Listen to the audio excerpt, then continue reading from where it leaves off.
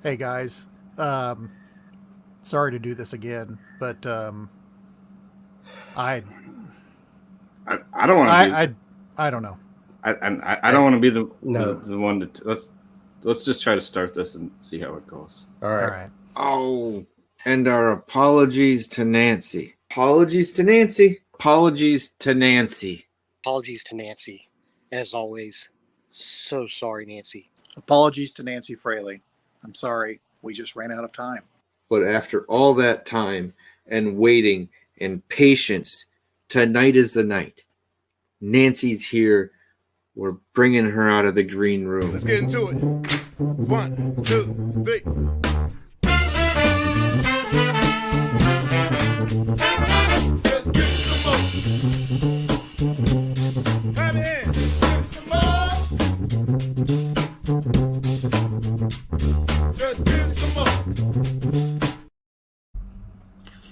Well, welcome to my Whiskey Den, your favorite public access whiskey review show where craft whiskey is king. Mike, what do we usually tell our subscribers right now, or the people watching? I mean, on a good night, don't forget to like, comment, subscribe, hit that bell notification if you want to find out what's coming up. You know, sometimes it's good, sometimes stuff happens. Anyway. And we don't want to say we're having issues or anything. I got the camera working because we have Nancy Fraley here. She is a whiskey and rum blender and consultant. She runs a firm called Nosing Services, where she provides custom blending, custom formulation services, creation of maturation programs, and sensory analysis for distilleries across the world. She's also the director of research and instructor for the blending at ADI. And she is the creator of the American Craft Whiskey's Aroma Wheel, which we absolutely love here because we are all about American craft whiskey. So let's go bring Nancy on the stream. Come on. I got the camera working. I don't know. Maybe she's there. The hell, guys. I'm sorry. Nancy, do you happen to be over there, or have we lost this whole stream altogether again? Oh my God! I'm sorry. I got started drinking whiskey already. I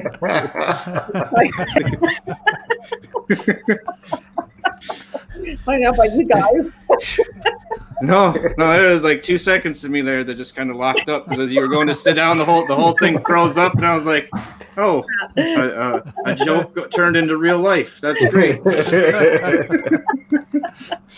But like we said, Nancy, we can't even give you enough praise because what you've done for American craft whiskey has been immense. You've helped distilleries all over the country, and you've really taken them and the whiskey they're producing to another level whenever you go to these places.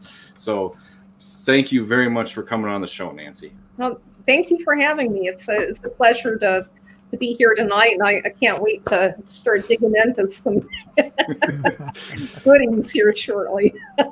And before we get too far, I want to thank everyone in the chat for stopping in. I see Jeffrey Patron. I see AJ Lopez.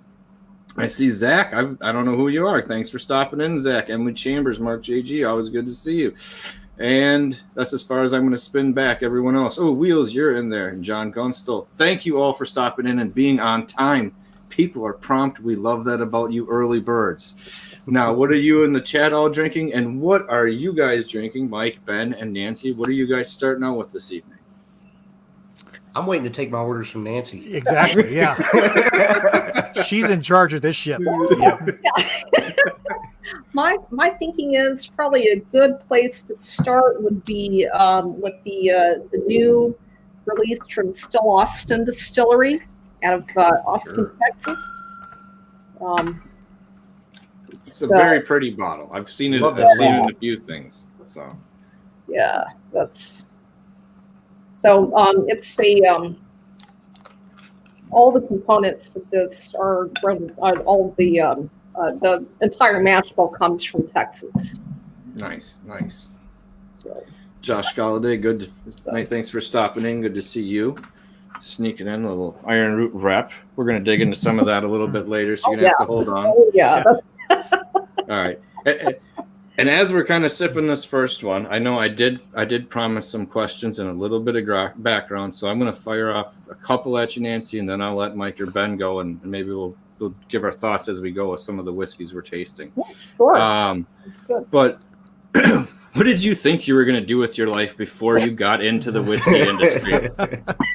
you have a really neat background, so I'm just wondering if you could let some people in on what your plans were. Well, I thought a lot of things. Like following through with them. I started off. I got my undergrad at the University of Tennessee, Knoxville.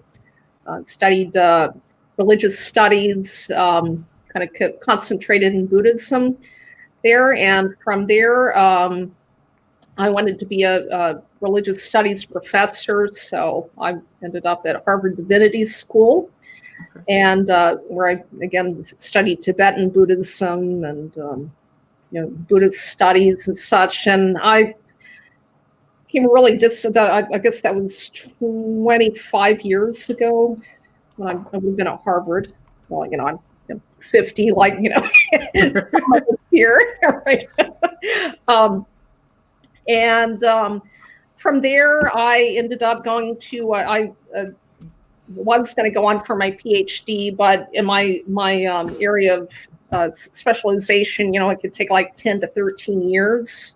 Yeah. And I was not doing that. So from there, I moved to California, went to law school where I studied international human rights law and also admiralty and maritime law.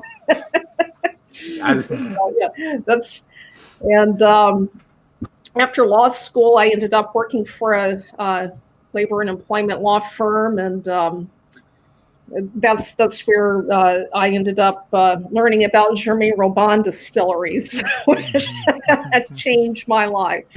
And that was kind of the second question I had. It was kind of leading into that, like, was that the turning point that kind of, when you're starting out, lets you know that this is what you really wanted to do with your life when you're working for him? Excuse me, sorry about that. And when I was working there, Hubert had actually left.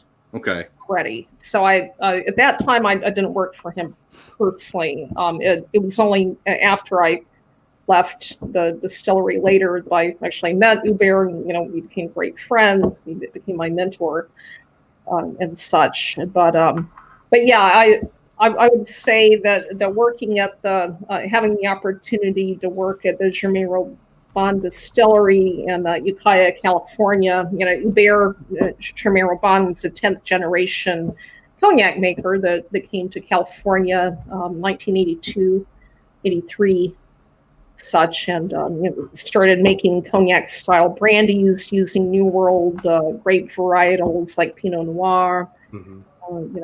That sort of thing. So that experience completely changed my life. I can't emphasize enough, how that, what an impact.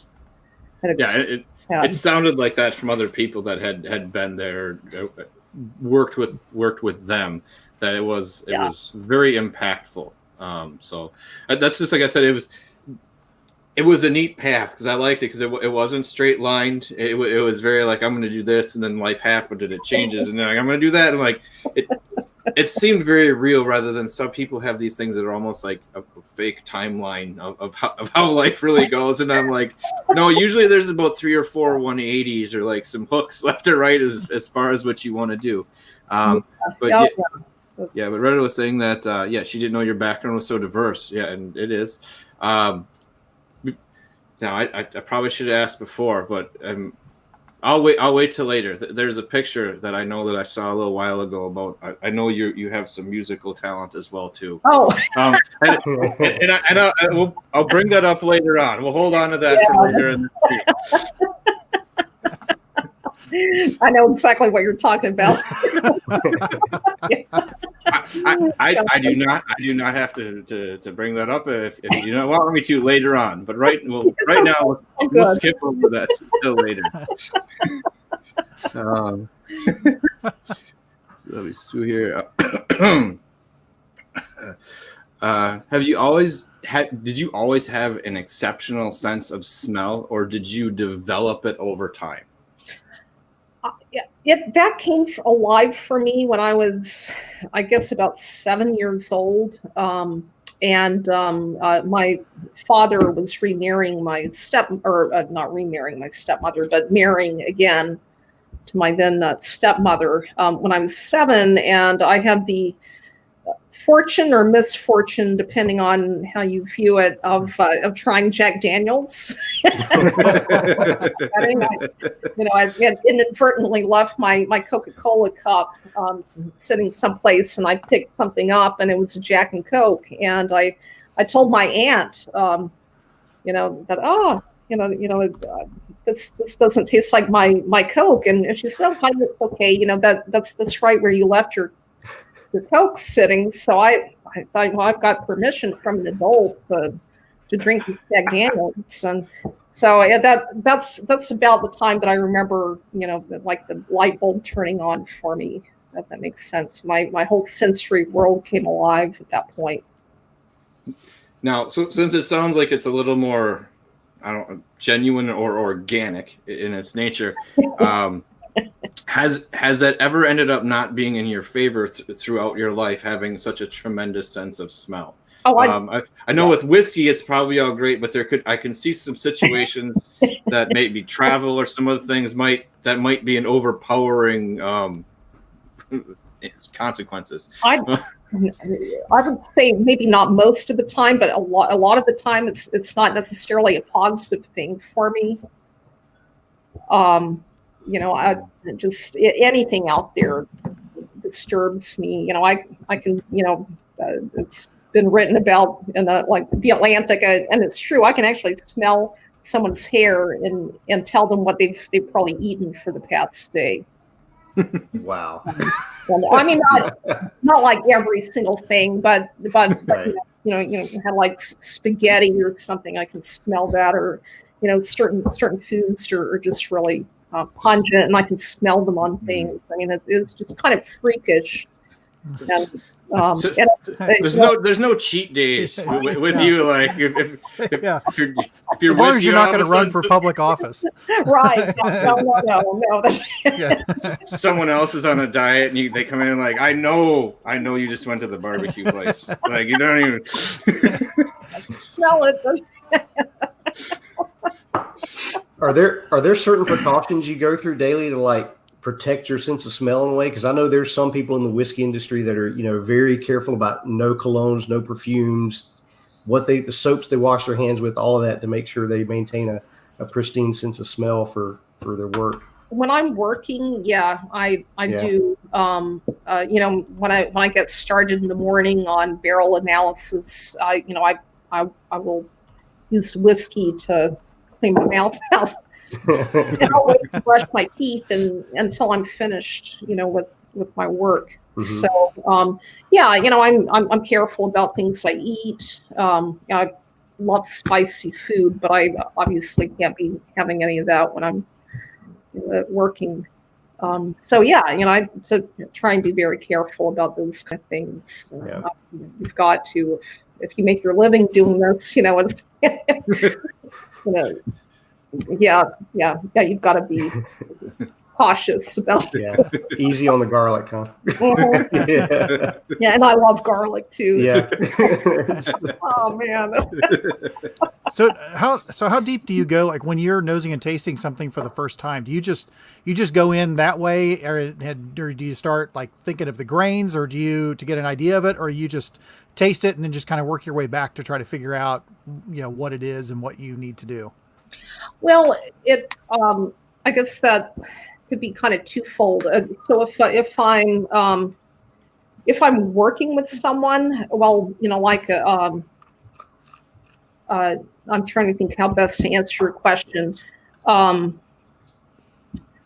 like to, and I might go off topic a little bit, but I'll kind of get it right back. Good.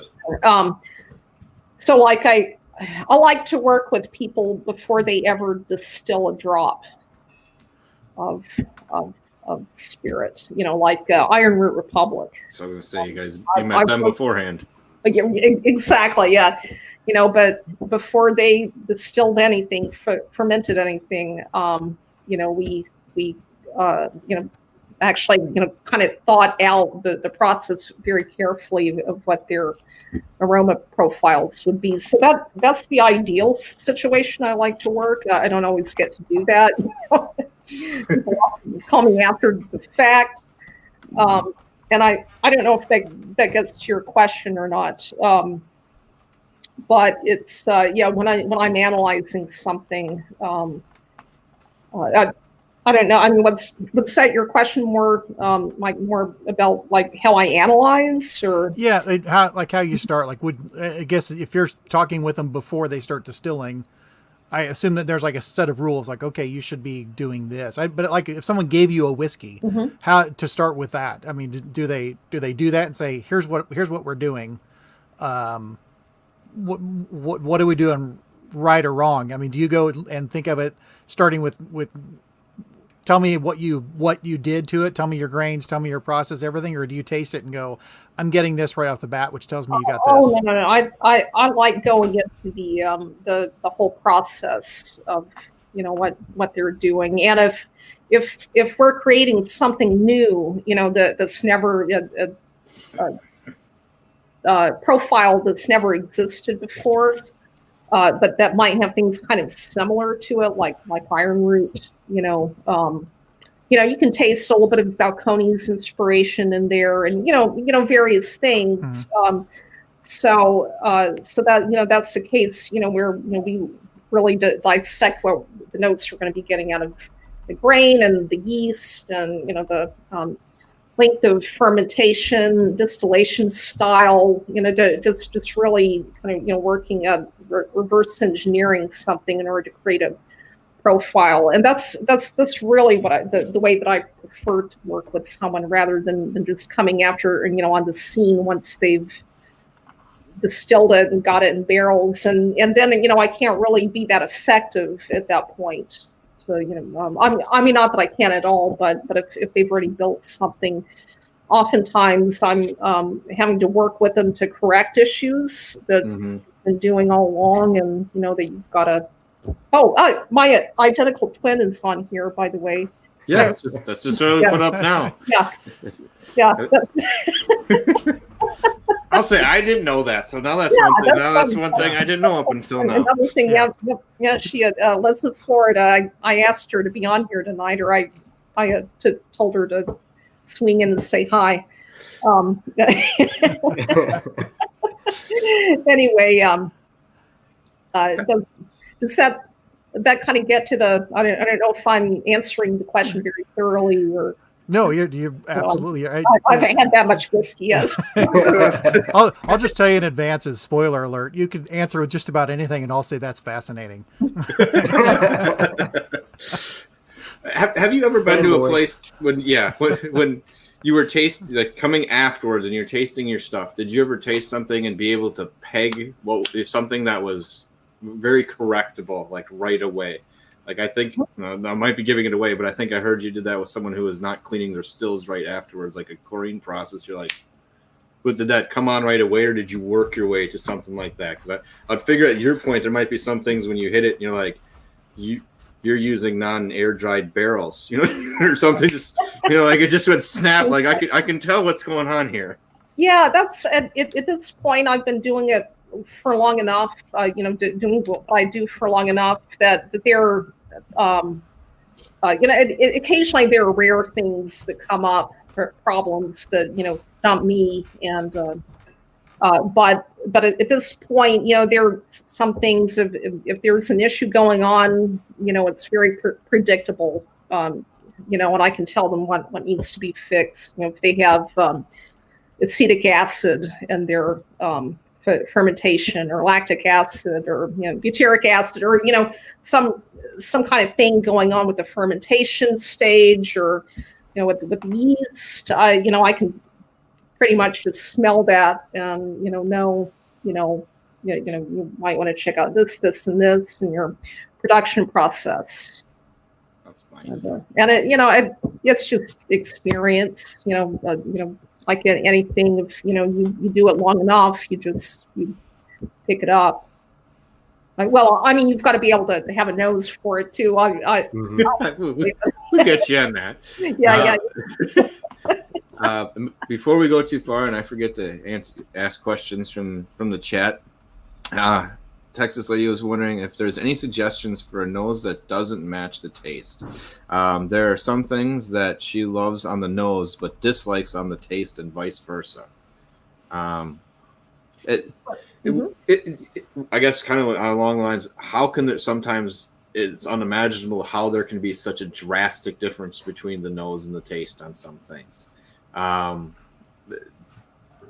often is it that pops up, and when you're doing something it'd be like left field. Now, sometimes it's fun, and sometimes I can see that would drive you nuts.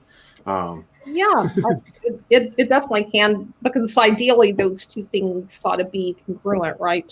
The nose should match what you find on the palate, or vice versa. What do you do about it? There's really nothing you can do. It's up to the producer to fix that issue.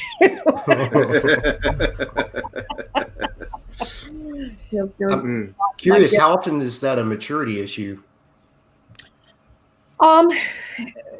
It definitely can be. It's not the only. I mean, there are a lot of other things that could be going on. Things that might be kind of disguised on the nose that only come through on the palate. So it definitely could be part of maturity, but there are a number of other places that could come out too. I mean, there have been times when I've tasted something that might have been in a musty barrel, for example, and you can't necessarily get it on the nose, but the moment you taste it, you can kind of feel that gritty, like a mold spore type of taste, and it's just really delicious. Not.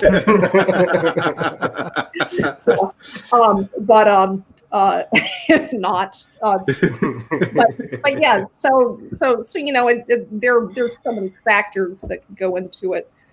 Okay. Lack of maturation being among them. Sweet. Or the reason I ask is just Mike and I do some mini barrel aging and finishing experiments and stuff, and that's something I've consistently noted with the mini barrels is often the nose comes along way before the palate does. Like I feel the nose develops and is where I'd like it to be, but the palate's not there, and I have to age it more to wait for the palate to catch up with the nose. And that's just something I've seen consistently in doing with the small barrels. So. What size barrels are you working with? Oh, just the small 1 liter, 2 liter. Oh God, yeah, okay. Yeah. For a home experimentation, I would recommend buying at least a 5-gallon barrel, 20 liter, to be able to have any kind of effectiveness.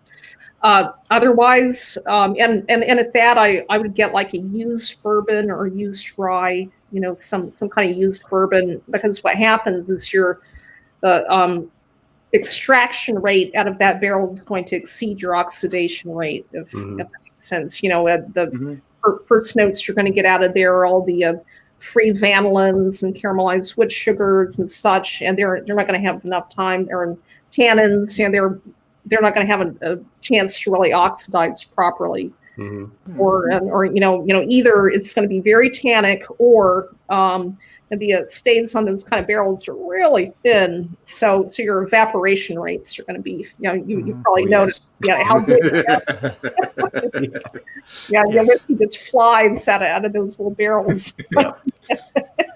Makes a big difference whether it's in the garage or in the basement. Yes. That too. Yeah. Yep. That's So I have a sensory question for you, and it sounds really smart, and I assure you it didn't come from me. It came from a very smart friend of mine. But he's asking, so ethyl carbamate, it's regulated, and so likely can be a problem with the true sour mash whiskey due to the use of lactic acid bacteria. And is wondering if that's something that you could be found through sensory or just analytical testing.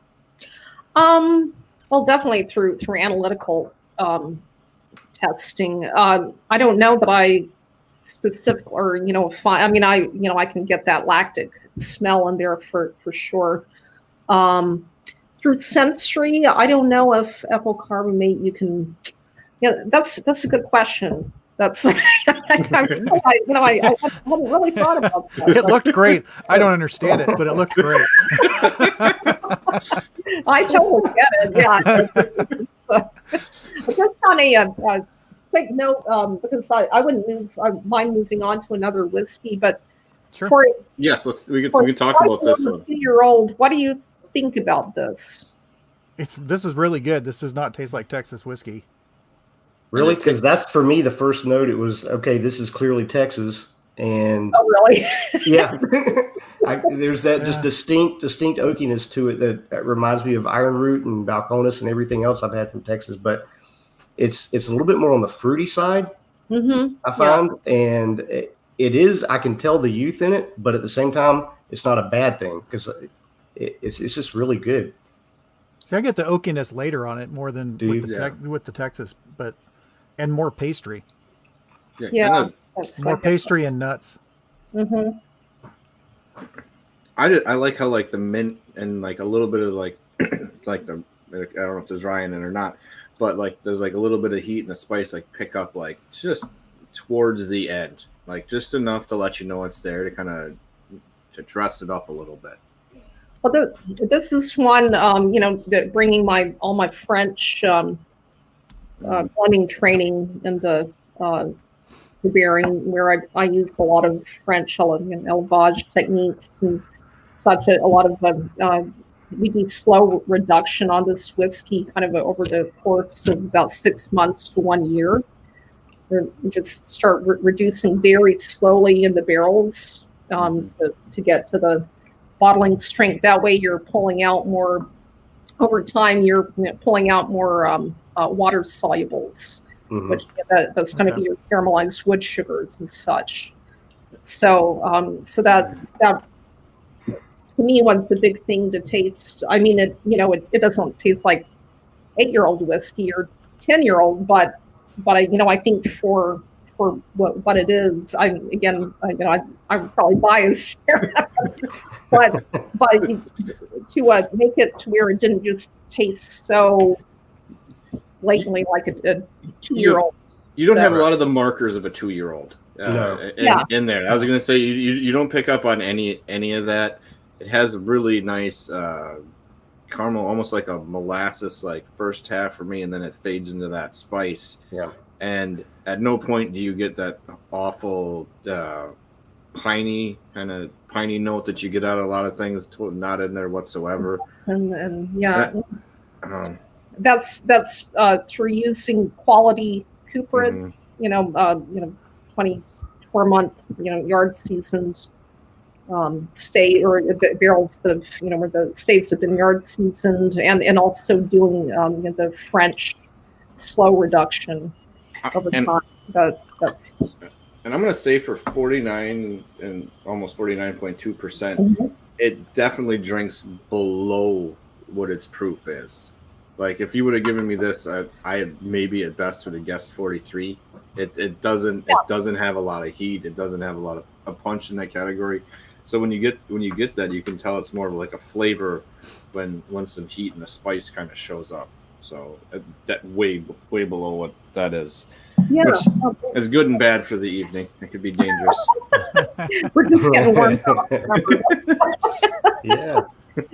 That's I'm actually going to pour that one back just so we can move on to something else. That's totally fine. Okay. I'm going to jump to one question from the chat that was up before. And is when a distillery starts out, is it more of a, hey, I want to make whiskey that has these notes, or is there an experimenting in the mash bills till you find what you like or what comes best out of their stills? Both. I would have to say I've literally been asked by someone before their only qualification in making their whiskey was to make something, quote, yummy. Like, oh my God. Fireball. Okay, and that's why I have no idea, what you think of as yummy, that's going to be different than what I think or, whoever.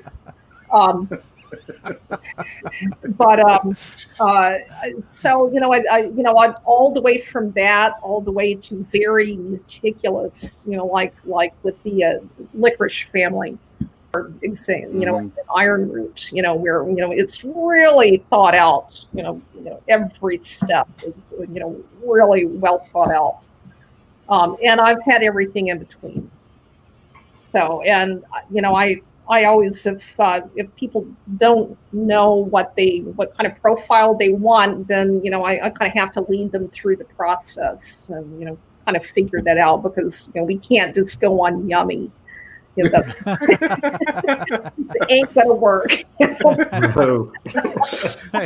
Have you ever had one where that someone gave it to you and you're like, it's like, I can't help this, and you mean that as a compliment?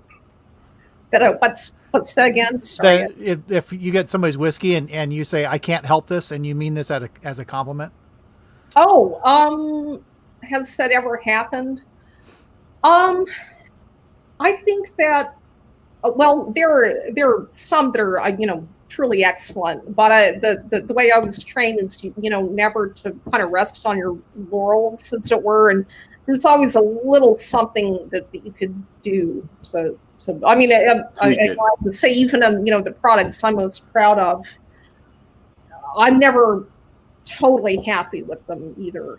I'm well, knock that out of the park. And so, well, that's a pretty damn good job, but could have done this or that. And so, I kind of think for anybody that I work with, and that it's we can always think of something just a little bit better, kind of keep raising that bar. If that kind of answers your question. No, it does, and I think that follows along what we've preached that you kind of do when you go to a distillery, is that they have a certain level of quality, and after you're there, it seems that at least a few releases have gone up several notches, have the extra that extra punch or that extra nuance to it that really makes it memorable. So well, I certainly hope so. These days, I don't want anybody using my name if that makes sense. If they're not going to do what I tell them to do. No, I mean, not that they can't make any of their own decisions, but there are, things I've, advice I've given people before that they don't follow, then they come back to me and they, oh God, we've got a problem. Well, don't tell anybody I worked on this. Remember, I said to go left way back here. Yeah. By the way, would you guys like to? I don't know if you have any J. Henry Bellefontaine. If anybody's got, yeah, give me a second. Any Bell? I don't have the bell, but I have the anniversary from this past year. Oh. Cast strength. Okay. So I'll sneak that one out. Okay. Yeah, I'll have a little bit of that too. The new limited edition and Bellefontaine are going to be coming out real soon. The last anniversary blend, the 2019, I thought had so much more depth and richness compared to some of the stuff before. I was pretty blown away by the difference at the cast strength and the blend you guys put together for that one. So I've kind of nursed this. I'm still keeping a little bit. Slowly it's disappearing. Yeah, the ages for the new one, the components have, they keep creeping up, and so yeah, there's some good stuff. So we've mentioned Wyoming and Texas and now Wisconsin. So we got these other states. Are any states that you're most excited about their group offerings coming up? Well, Texas, of course. Wisconsin.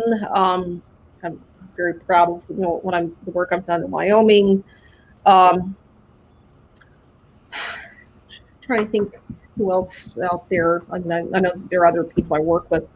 One out of West Virginia that I think people know that, some things that I don't think have been released yet from there, if that makes sense. Yeah, that does. Yeah. That does make perfect sense. Yeah.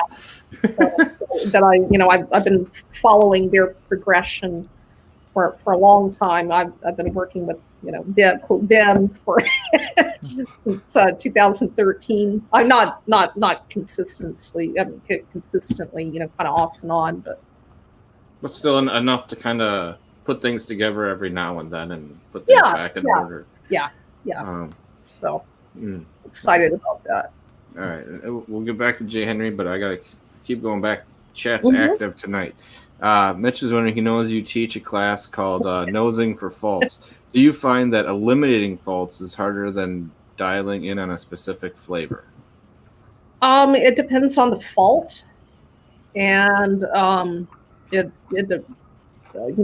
there's certain faults that can be eliminated, just through cleanliness, issues of fermentation, or being able to control fermentation temperatures and stuff. So it really depends on what it. I mean, there's certain faults that if it's already there, that there's nothing you can do until you make more whiskey. Stuck with it, yeah. But yeah, I don't know. I find both skills are really useful. It's not just being able to pick out, pleasant flavors. In my job, it's really being able to tell where the problems are too, and being able to solve that and fix it, find remedies for it. Nice. Since you guys don't have J. Henry, do we want to move on to something that we all? We can do that. I was just gonna say, I'm like with, I believe like we're doing with Joe there, you're kind of also helping to train him to do what you kind of classically train him in what you do. Do you do that with a lot of other distilleries? Do they just ask you for advice, or are there people that are going, not only do I want your advice, I want to be able to think like you? That's the model that I prefer to work with, which I've worked with, like with the Jonathan and Robert Licorice, and Marcia. I've worked, I'm working very closely with Joe Henry, and his mom will be part of the process too. Sometimes, she's got a great nose. This is fun. Think about, but I don't want them to be me necessarily, or to be little Nancy's out there. So, bunch of spawn of Nancy. but more, to learn these the tradition that I come from, is the French one, and going back, that they've been making brandies over there for over 700 years. So I kind of think of myself as more of a steward of that tradition, and someone, I learned it initially from Hubert Bourbon and Dan Farber,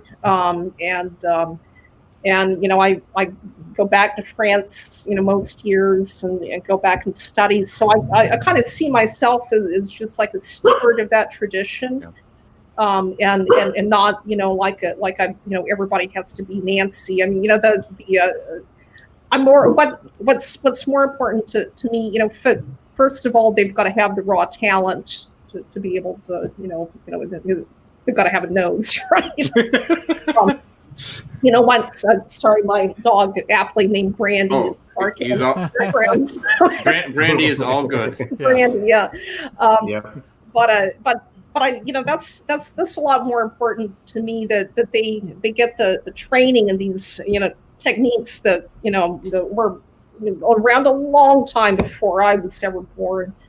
And that they know how to properly employ these, and then they go out and do their own thing, and make their own expressions. So yeah, people like Joe Henry or Robert Licorice, I hope I've helped them, and think of myself as their mentor for sure, but I might not be their only mentor. That's. I think when you're talking about élevage and when you're doing that, I'm just starting to get to the point where I'm starting to feel like I can peg distilleries that are using that in their system, because you can really tell a different level of, I'm gonna say it and piss everyone off, smoothness, and in some instances or roundedness. I just wanted to upset everyone. Yeah. That you get from it. It's just a much more rounded, and it feels like a finished off, cohesive whiskey or a brandy, whatever comes out of it at that point. So I think that plays a big factor. Agreed. And that's that's part of what my mission. Oh, all right, there's Marsha. Yeah, saw her sneak in there. You and Vito, thanks for sneaking in, Vito and Marsha. Look what we've got coming up. Oh yeah.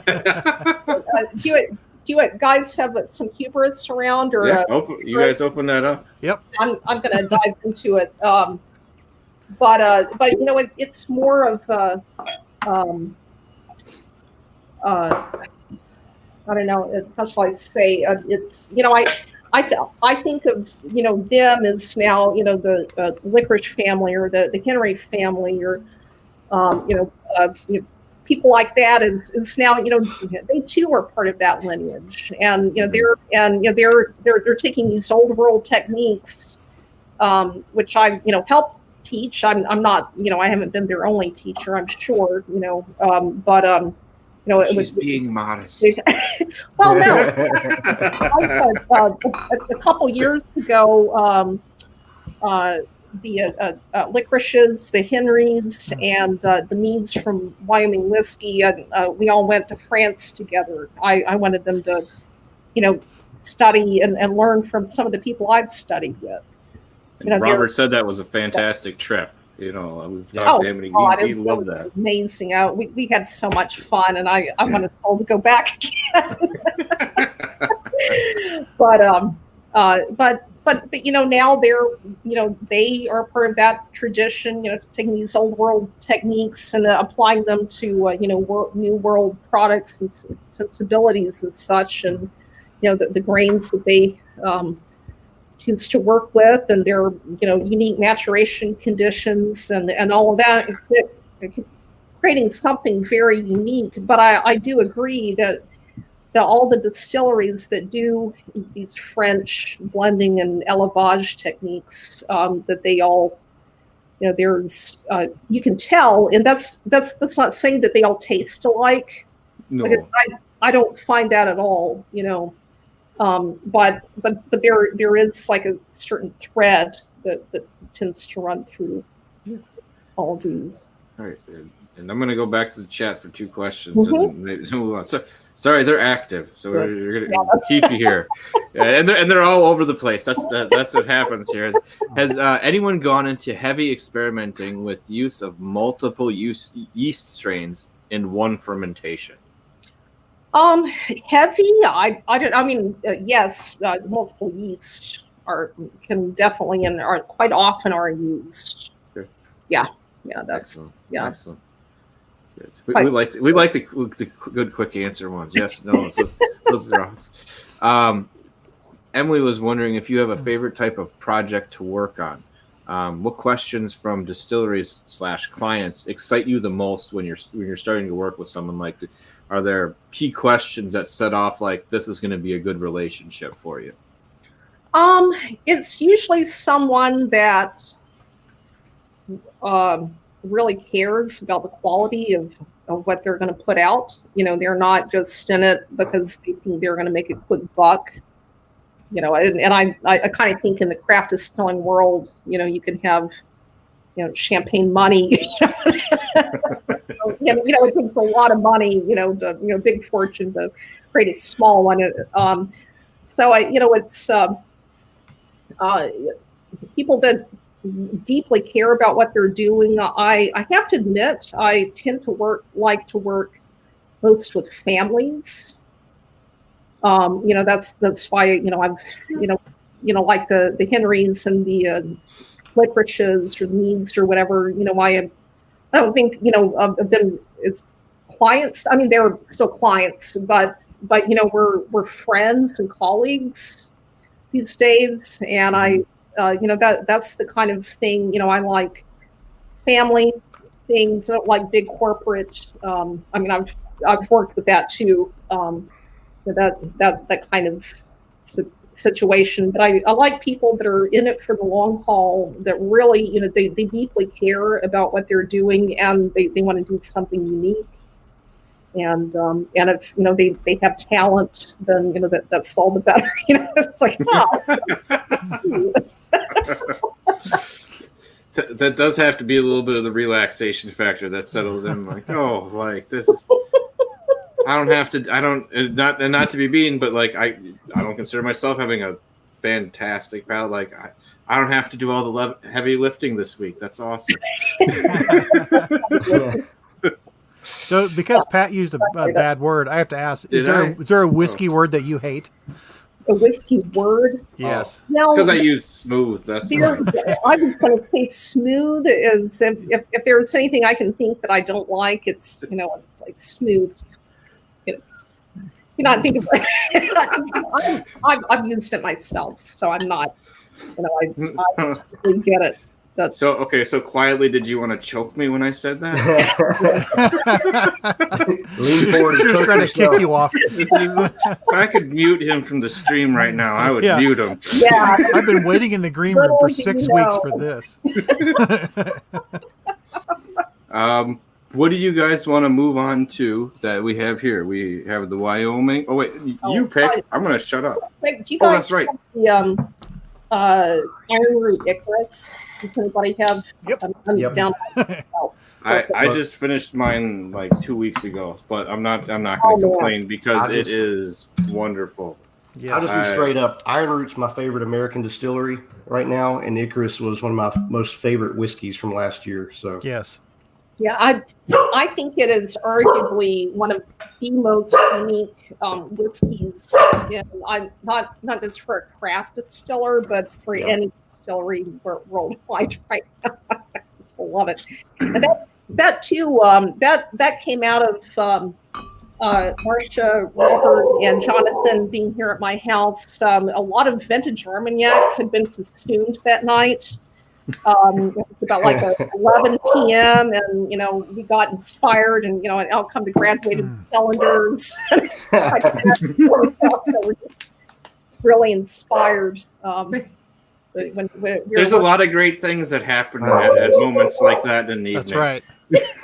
Exactly. From starting the show, we've learned about half the distilleries start that way. Yes. Damn, I hope I didn't just ruin my computer. Oops, excuse me. Try to fight that off. Well, that's going to smell good tomorrow. It's going to have Yeah. report, and it's so. If we ruin the computer, let us know. We'll pay for it. It's all good. All right. Just real quick, let me tell you, before we move on, Oh yeah. if any of you have any Scottish ancestry, but I went to a Robbie Burns dinner, supper back in January, and I took scotches with me, but I also took Icarus, and I did a blind tasting. Guess what was the favorite quote scotch? Oh, Icarus. I can see that, and when you have it, you can tell that there's this wonderful blend between the two finishing barrels, and it is just God, it was. That's what makes it so amazing is the way both those barrels come together, and just the nuances that flow through it. And it's not that one cancels out another. They're fighting against each other. There's just this rich layer cake of all these different notes, from the port to the corn to the Isla barrel. And it's just, that's what blew me away from the time I took a first sip. And still one of my favorite whiskeys. So I Yeah. have to say that's one of the things I have to say I'm most proud of in my career. I think that's a fair thing to be proud of. I mean, it's Hubris, of course. Yeah. You know, and so you also get just a little bit of those European cask to oak in there. But anyway, no, that's that. I don't mean to toot my own horn. I guess that's what I'm on here for, right? Well, it is. Toot away. Yeah. And I wanted to ask too, because you brought it up earlier about, you know, having projects you're most proud of, you know, so obviously Icarus, are there a couple other projects that just stand out for you that you're the most proud of in your career? Yeah, definitely. I would have to say with the J. Henry and Sons, it would be the first limited edition, and now the second that's about to come up, and Bellefontaine as well. I'm also really proud of with the Wyoming whiskey with Outryder, you know, kind of making lemonade out of lemons, and I don't know if you've heard the story to that.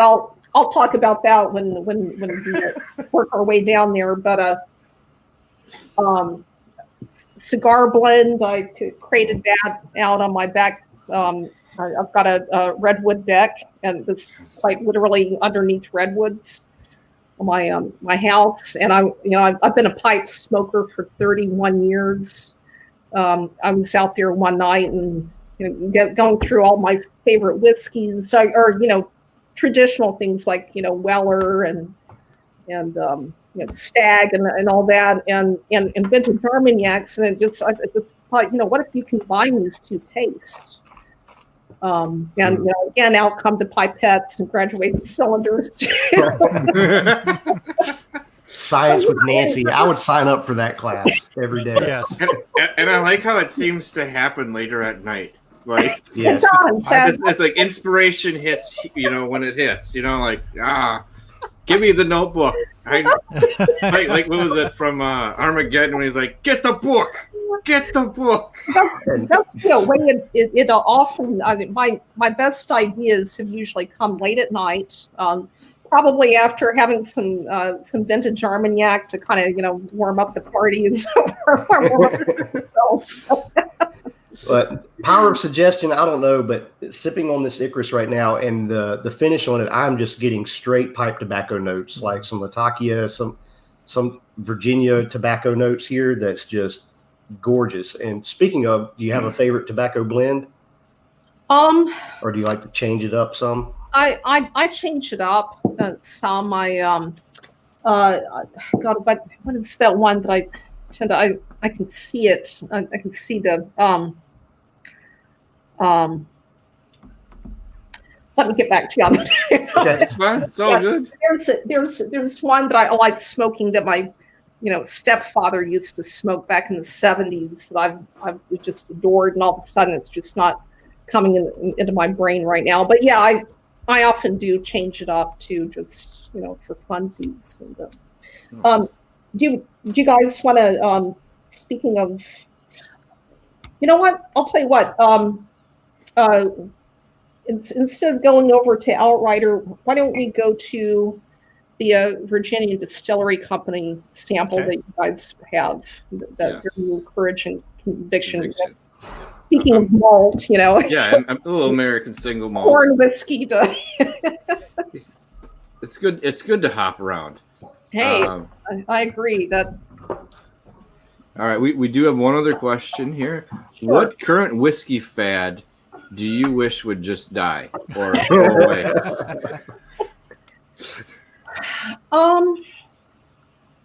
That's a good question, and I think part of it. Oh, I know. I'm afraid to say that because I'm afraid I'll get into a lot of trouble on it. Probably makes it, even. You can say whatever you want on our show, and you can also hold back because there'll be questions we ask sometimes. We've asked other people who are like, now we know this is probably over the line because you haven't told anyone the mash bill yet, but we have to ask. Yeah. I think okay, so it's no secret I've done a lot of cask finishing in my career, and I find sometimes that it gets too gimmicky, if that makes, or that it's not done well in a way that where it just completely railroads. If you're working with a bourbon, for example, that the last thing you want to do is completely railroad that bourbon with a cask finish. It ought to be there to enhance something and not just just slap that on there and. we just had to talk about that about finishing casks and how a lot of times they are, like you said, they'll slap you almost like a stag, like it's the dominant thing in here, and it's gonna choke you till you know it. Whereas some of the other ones we've had, like the double barrel Wyoming we had. Oh yeah, like yours, I watched that. Yeah. The finish on that was so complimentary. It was awesome. Like it was in no way trying to take control or ever did. It just played this lovely background fiddle to what was going on. Well, and that's what it should do. And so I think that's something I'd like to see not kind of go away. Small barrels, I overall not a huge fan of small barrels. I like at least 53 gallon, or like in the case of a place like Ironroot Republic, where 53 is now considered a small barrel. Yep. I was just glad when they got bumped up that they changed the rules, and all of a sudden their stuff was still whiskey because it was too big of a barrel or something. I'm like, that would be so cheesy. Well, it makes I understand why that rule came into place, but a place like Texas where the maturation is just so fast that they can put out a much more sophisticated product, and it's 63 or larger than that. If you wanted to move up to like Brandy size, 92 gallon. That would be fun. And then I feel like we can elbow Robert into just doing it. That's one of the things you should think about, Robert. Absolutely. So watching you right now. So can you tell us anything? Can you tell us anything about this Courage and Conviction? Yeah. So this is their. I think you guys have probably had the port cask before that used. I think we only did the cider so far, and we do have the port, and the port is coming up. Yeah. So that liquid was actually sourced from Scotland. This is now 100%. Get that going the right way. Their own distillate, 50% finished in ex-bourbon cask, 25 finished in PX and Oloroso, and Fino sherry, and with the last coming from a red wine cuvee cask. That's cool. I'm glad that you mentioned that, because I was going to say I'm getting the Oloroso cask, but I was getting like that hint of like a red wine, like halfway through for a second. Yeah. And I couldn't tell if it was like this weird complex sherry versus. I was like, what is it? Something's wrong. Hold on. It's definitely from the cuvee. So what are your thoughts on this? On the nose, I'm completely intrigued, because there's some notes here. There's a little bit of a honey and grain note that remind me. I just recently had Balcones lineage, and puts it in kind of that ballpark on the nose for me. And then all of a sudden, the sherry notes and the wine notes come in, but the malt itself is reminding me a little bit of that Balcones. But let me dive in here. It's light and friendly on the nose. And it's just a small, like a little bit of mustiness. I had the right words before, but then I started listening to Ben, and then I forgot my whole train of thought. It's yummy and smooth. Yeah. Well, I could be wrong. And just could be the order I'm going in is. It was almost like a peach and a mango. Yes. Yes. Like I'm getting this like really like fruit salady, but not like the standard, like a different type of fruit salad note to it. Where yeah, some maybe golden raisin in there. Yes. Yes. a dark note in there. Yeah. I get something kind of like, I don't know if you guys have them out here in California. We have a lot of pomegranates. You kind of get that sweet sour type of note. I can see that. Yeah. Kind of like a red fruit type of. And when I was saying mustiness, it's almost like a little bit of it's like a tobacco-y note for me, lightly in there too. Mm-hmm. Okay. Yeah, I feel that red wine come in on the back end. There's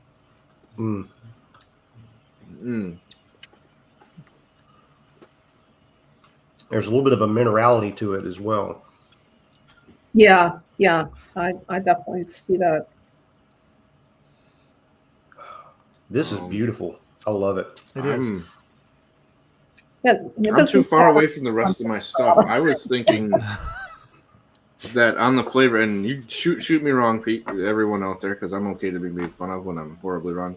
I was almost feeling like a touch of like a Klein leash flavoring, and kind of like what this is, like a little bit of the profile. Yeah, sure. It kind of reminds me a little bit of an Irish to it, but Irish with some funk, like a Connemara. Which it's interesting that you mentioned Irish, but because the owners are Irish, or well, the son of the founder, he's Irish American, but yeah, it is inspired by Irish whiskey for sure. And it does. I think what Mike was saying is it has a nice buttery feel to like the front half on it. I really enjoy that part of this. Yes, very much. I'm really getting that pomegranate now starting to come out on the nose. So yeah, this one, I don't know if you guys have heard of the late great Dr. Jim Swan, the consultant. Yeah, he worked with them initially on this, and helped set up the distillery. Got their fermentations going, and all that stuff. I came on later on the maturation side of things. So this is one I'm immensely proud of, though, too. Yeah, I would too, because it is no way. It's not aggressive, so I would never label this a background whiskey. But it slowly makes like your gears turn as it goes through the flavor changes in the palate. Like it's cranking, like constantly going through. Like there's new stuff happening here and here and here, and then you finally get to the finish.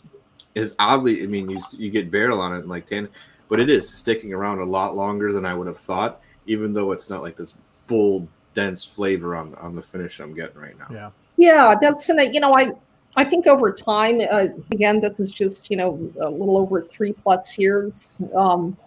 So, what I think what we're going to see, over time, as it starts to deepen and mature, and has a lot of complexity. But again, same, Jim Swan, had his influences, and I brought in the French side of things with the slow reduction. Some of the techniques I have for that, so it's kind of I think a good marriage of that. But.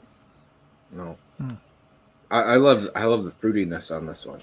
Yeah, I could sniff into that all day. There's some dried apricot in there, and then that Patrick, you were referring to Klein leash. I think there's kind of a waxy, almost honeycomb kind of note in there as well. That's a good way to honeycomb, wax, a bit of a beeswax type of note to it. Okay, now I gotta try something. Man, this is why American single malts are becoming one of my favorite categories of whiskey. I love malt. I love working with malt. It's such a fun category, and I think American malts are just really there's some excellent stuff out there right now.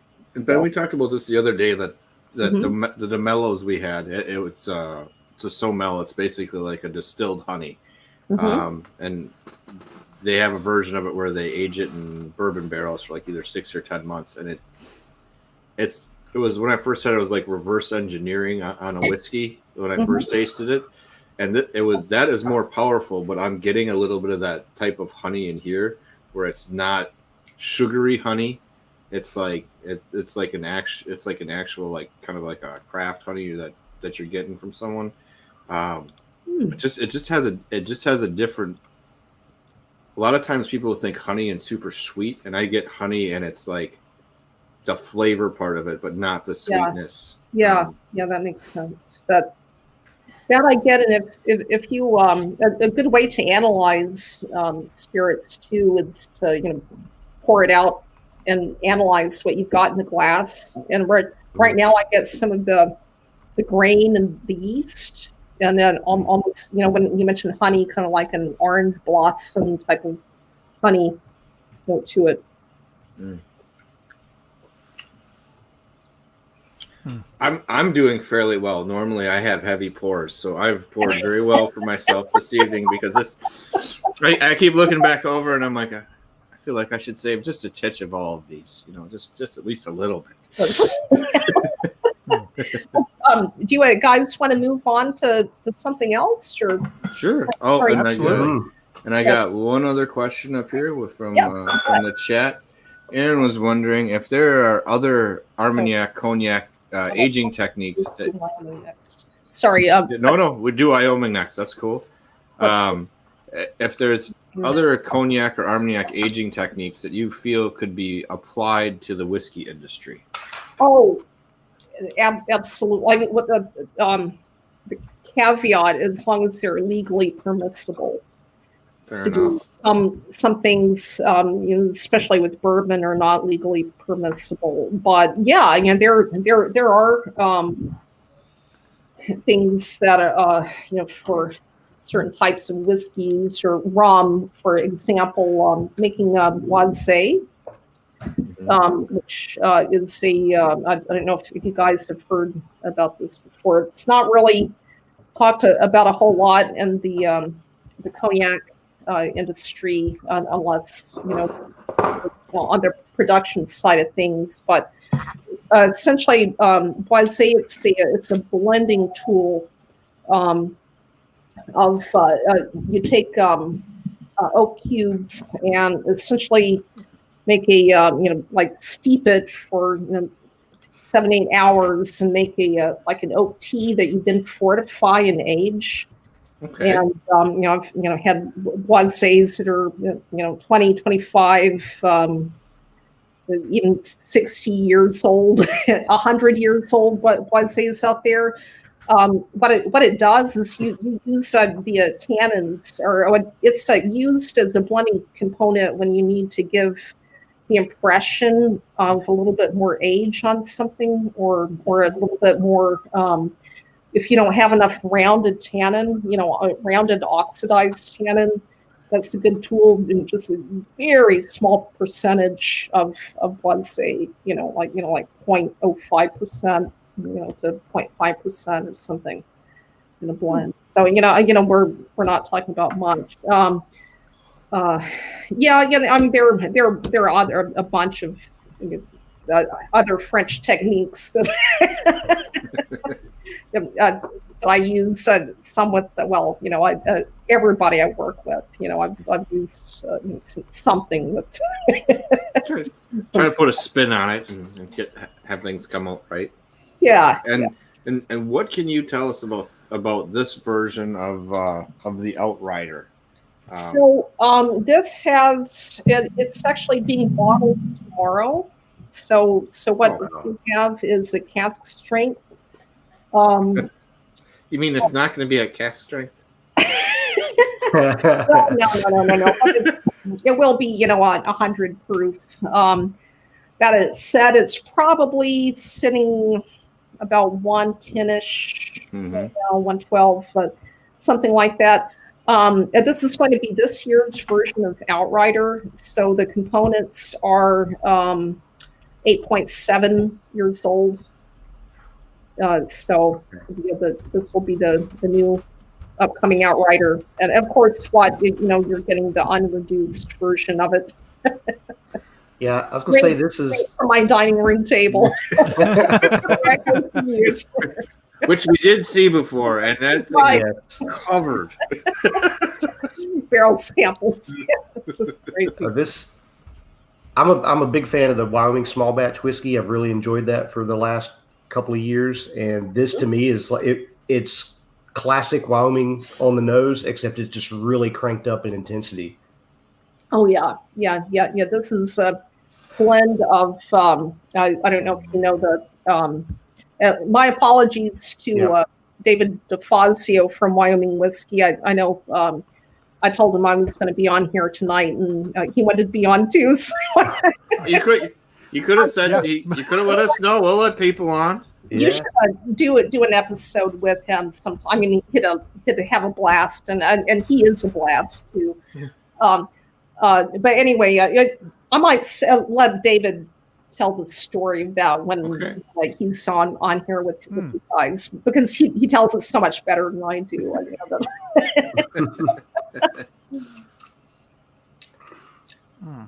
But this is their bourbon and basically a malt that's blended together. Is that right? It's a rye bourbon and a rye-ish whiskey that I'll tell the short version. Their former, Steve Nally, actually, who had worked with them, he didn't like rye. He was a maker's guy, like wheat. And they'd asked him to make a rye whiskey, and he ended up using 48% rye. A rye-ish whiskey, and before they put out the when this was, I guess, about 4 years old, they wanted to do the first version of it. They called them and this why did you not make him like 51% rye in Nashville, to make this illegal rye whiskey. So, well, I told you I didn't like rye. David tells it much better, but you'll have to ask him about it and have him on the show sometime. Sure, no, that's good, but that's I like that type of honesty. Is like I couldn't get myself to go over 50. So, I couldn't do it. We had a rye bourbon and a rye-ish whiskey, and what the hell do you do with that? So this was kind of the bastardization. Frankenstein whiskey that was the result of. So I used about 1/3 of the rye-ish whiskey in the blend, 2/3 of the rye bourbon in it. Wow. Yeah, there's some gorgeous dark chocolate notes in here. And like this, and like a little hint of like a spearmint mint when it heats up.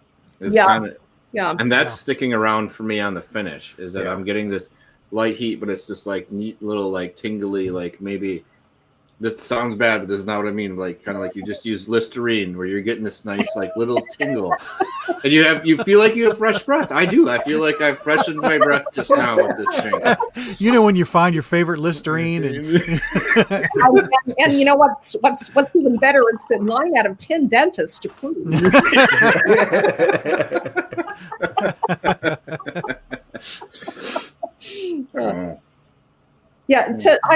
I get a lot of like dark chocolate and orange type of notes, like candied orange peel.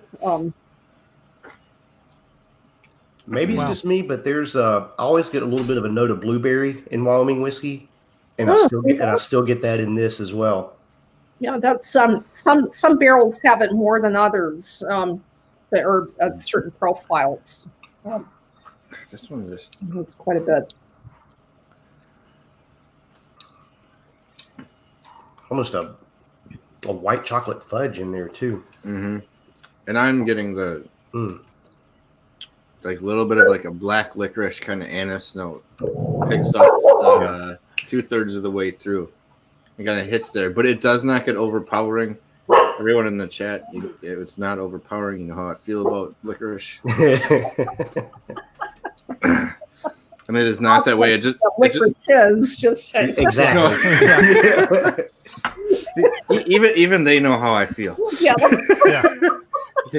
They know I like them, and that I'm not the biggest fan of black licorice. Which I feel like they'll use against me when I show up at their distillery someday. Yeah. We have this special one. Please do, Robert. Gonna wave black licorice in your face. Surprise. We have the one that's ready for your barrel pick, my whiskey den, and I was like, no, but that's it. This one just has like a little bit of that, but on the nose, like right away, I was getting the feel of like, and I've said this before. Sometimes when you get like this nice like dusty little smell, it smelled like a Western saloon to me. I know it's Wyoming whiskey, and you're leaning towards that, like some other places. It smells like an old saloon that you would find in like almost like a ghost town or something. Yeah, I totally see that for sure. But I like going places besides just flavors. Patty's down on the floor sniffing the sawdust on the bar floor. You might actually see me do it like, oh, that's what cedar is. Like I apparently like mahogany, I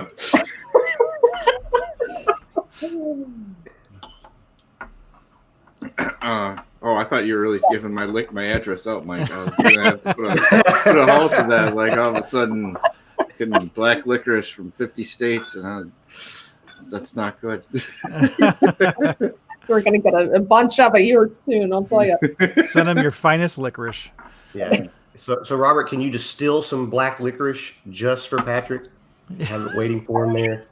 That would be great. With a touch of ginger in there too. Robert's on it. I like how this. I don't want to call it like a gingerbread, but there's this light little spice, like a clove. Like just things happen slowly, but there's like the nice little heat melt. I don't know. This one has me going back. It's going to be a problem.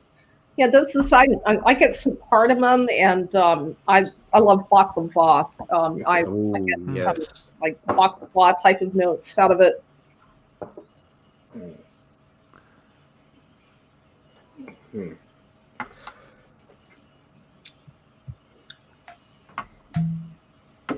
Yeah, I like how nice, light, and creamy the first bit is. There's just a little bit of heat.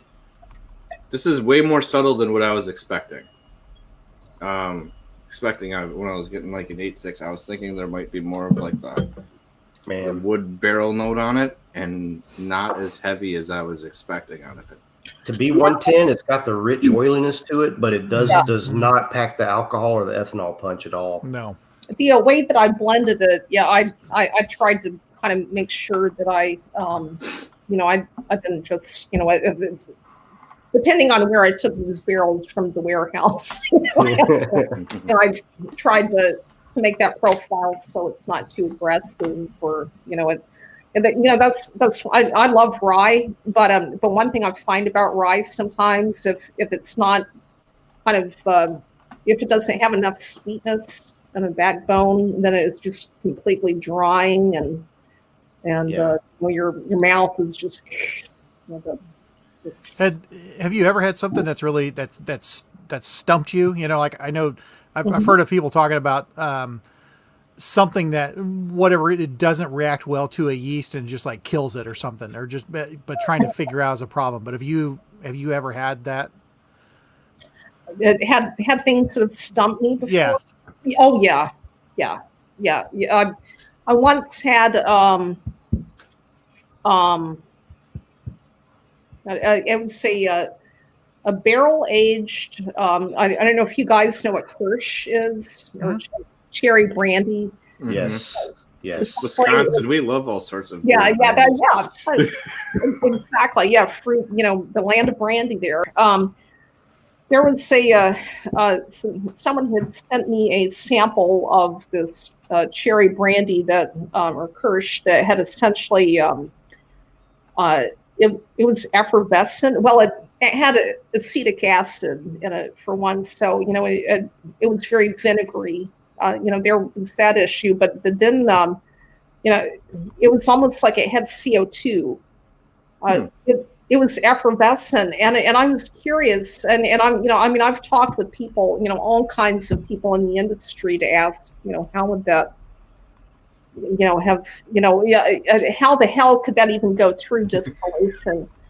I've never found anything like that before or since, and it totally stumped me, and I've been asking questions about it to the people, and I don't know if anyone around.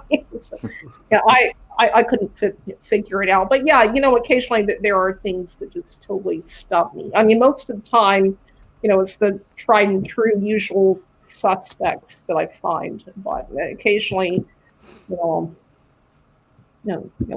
I found some propane gas in barrels once. That the barrels had been stacked right next to a propane tank before they were filled. Wow. And then another time, I found some rye that had the rye itself had been fumigated and had not been allowed to aerate properly.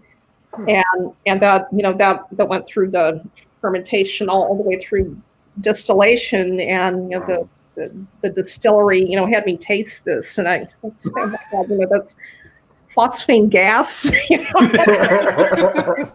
danger or small crossbones, and so there are all kinds of weird stuff out there. And you just never know what you're going to encounter.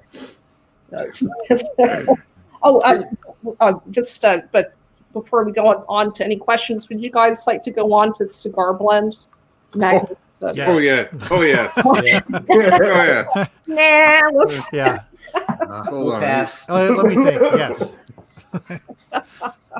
I'm curious, Nancy, your experiences with Kirsch or Williams or Oakshler or any of the brandies like that. I mean, most of them you see unaged. Would they be something interesting to finish a barrel in order to finish a whiskey with? I've never seen anything like that before. So. Funny that you should mention that.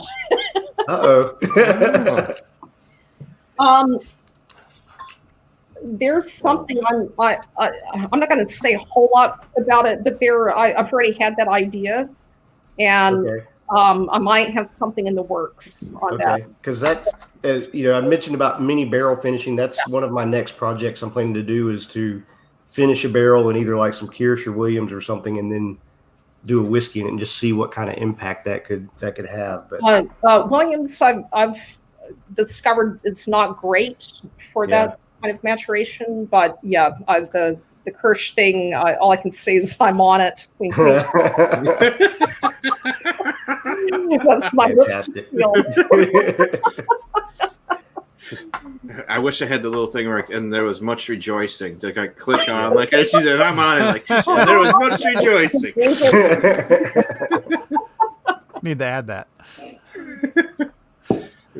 We can steal that one in. Okay. And if later on maybe you could clue me in on to who to be watching for that, maybe.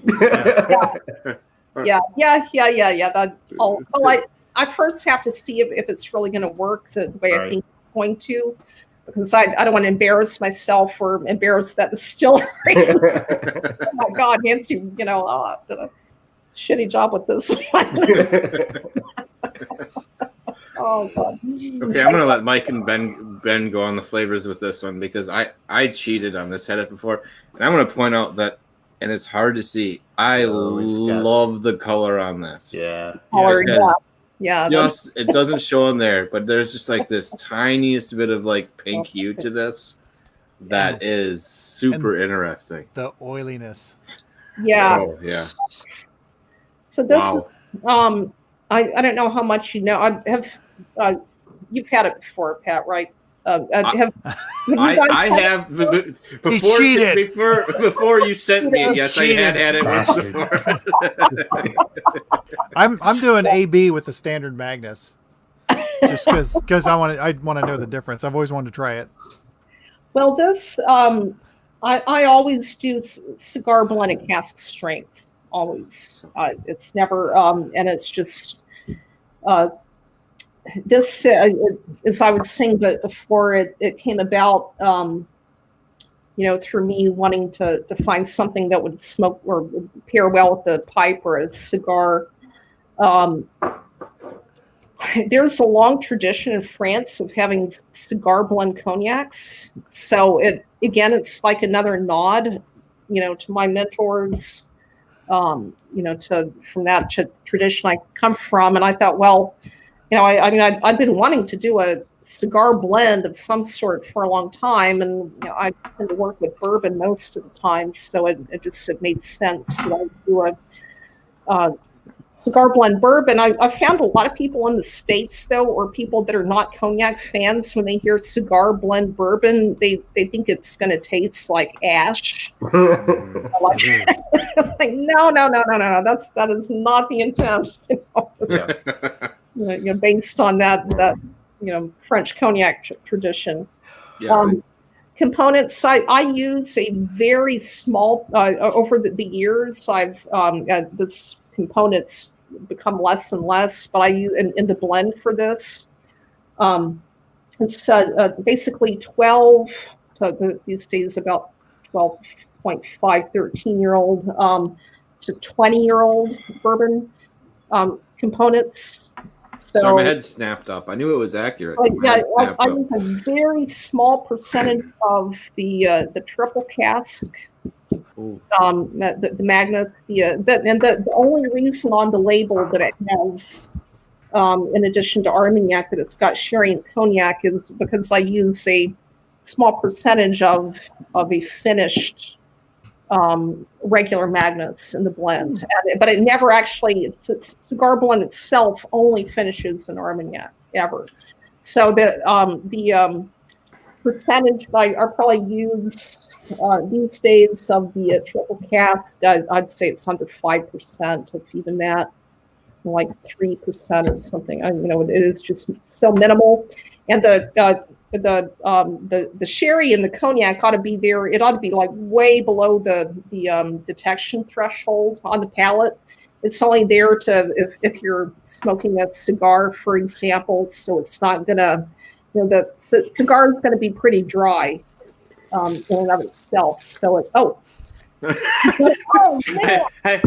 I have some from Mike for a different episode. Pass one over.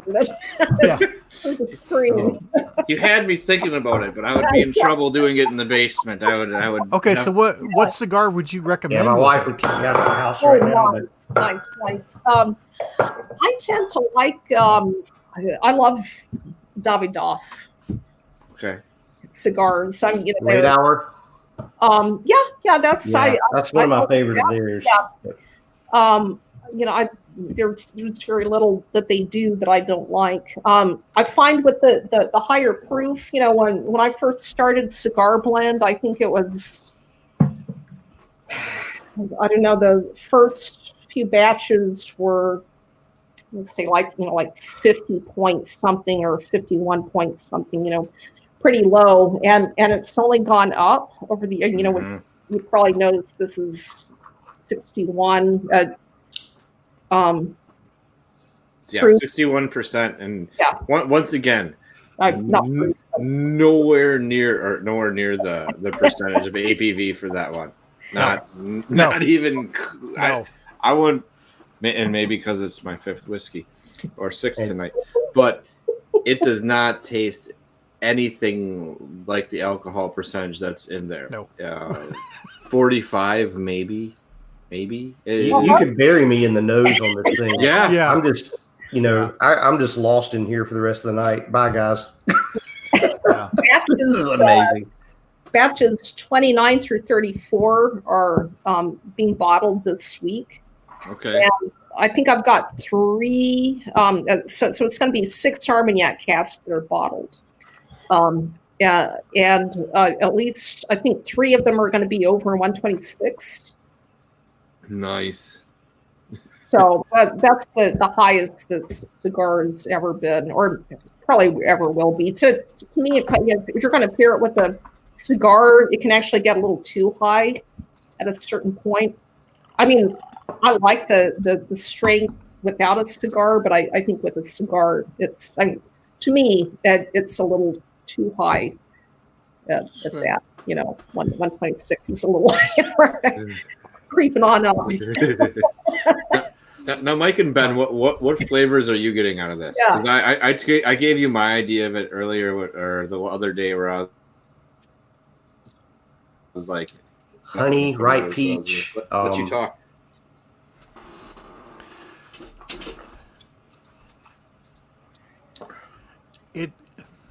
It reminds me of a very well balanced brandy that's not overpowering. The mouthfeel on it, it's just very thick and coating mouthfeel, which I think it was at the point with the cigar to also get something that wouldn't it would be hard to cut through with the smoking.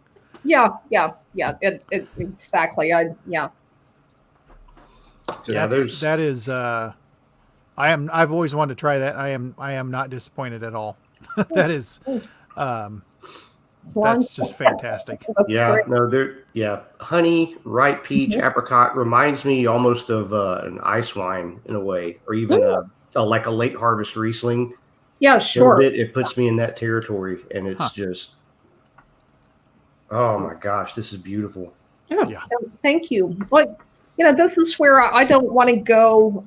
And people often ask how long I have cigar blend in the Armagnac cask, and what I'll do is I'll make up a what's called a coupe mère, which is French for mother blend, and so that'll be about like 16 to 18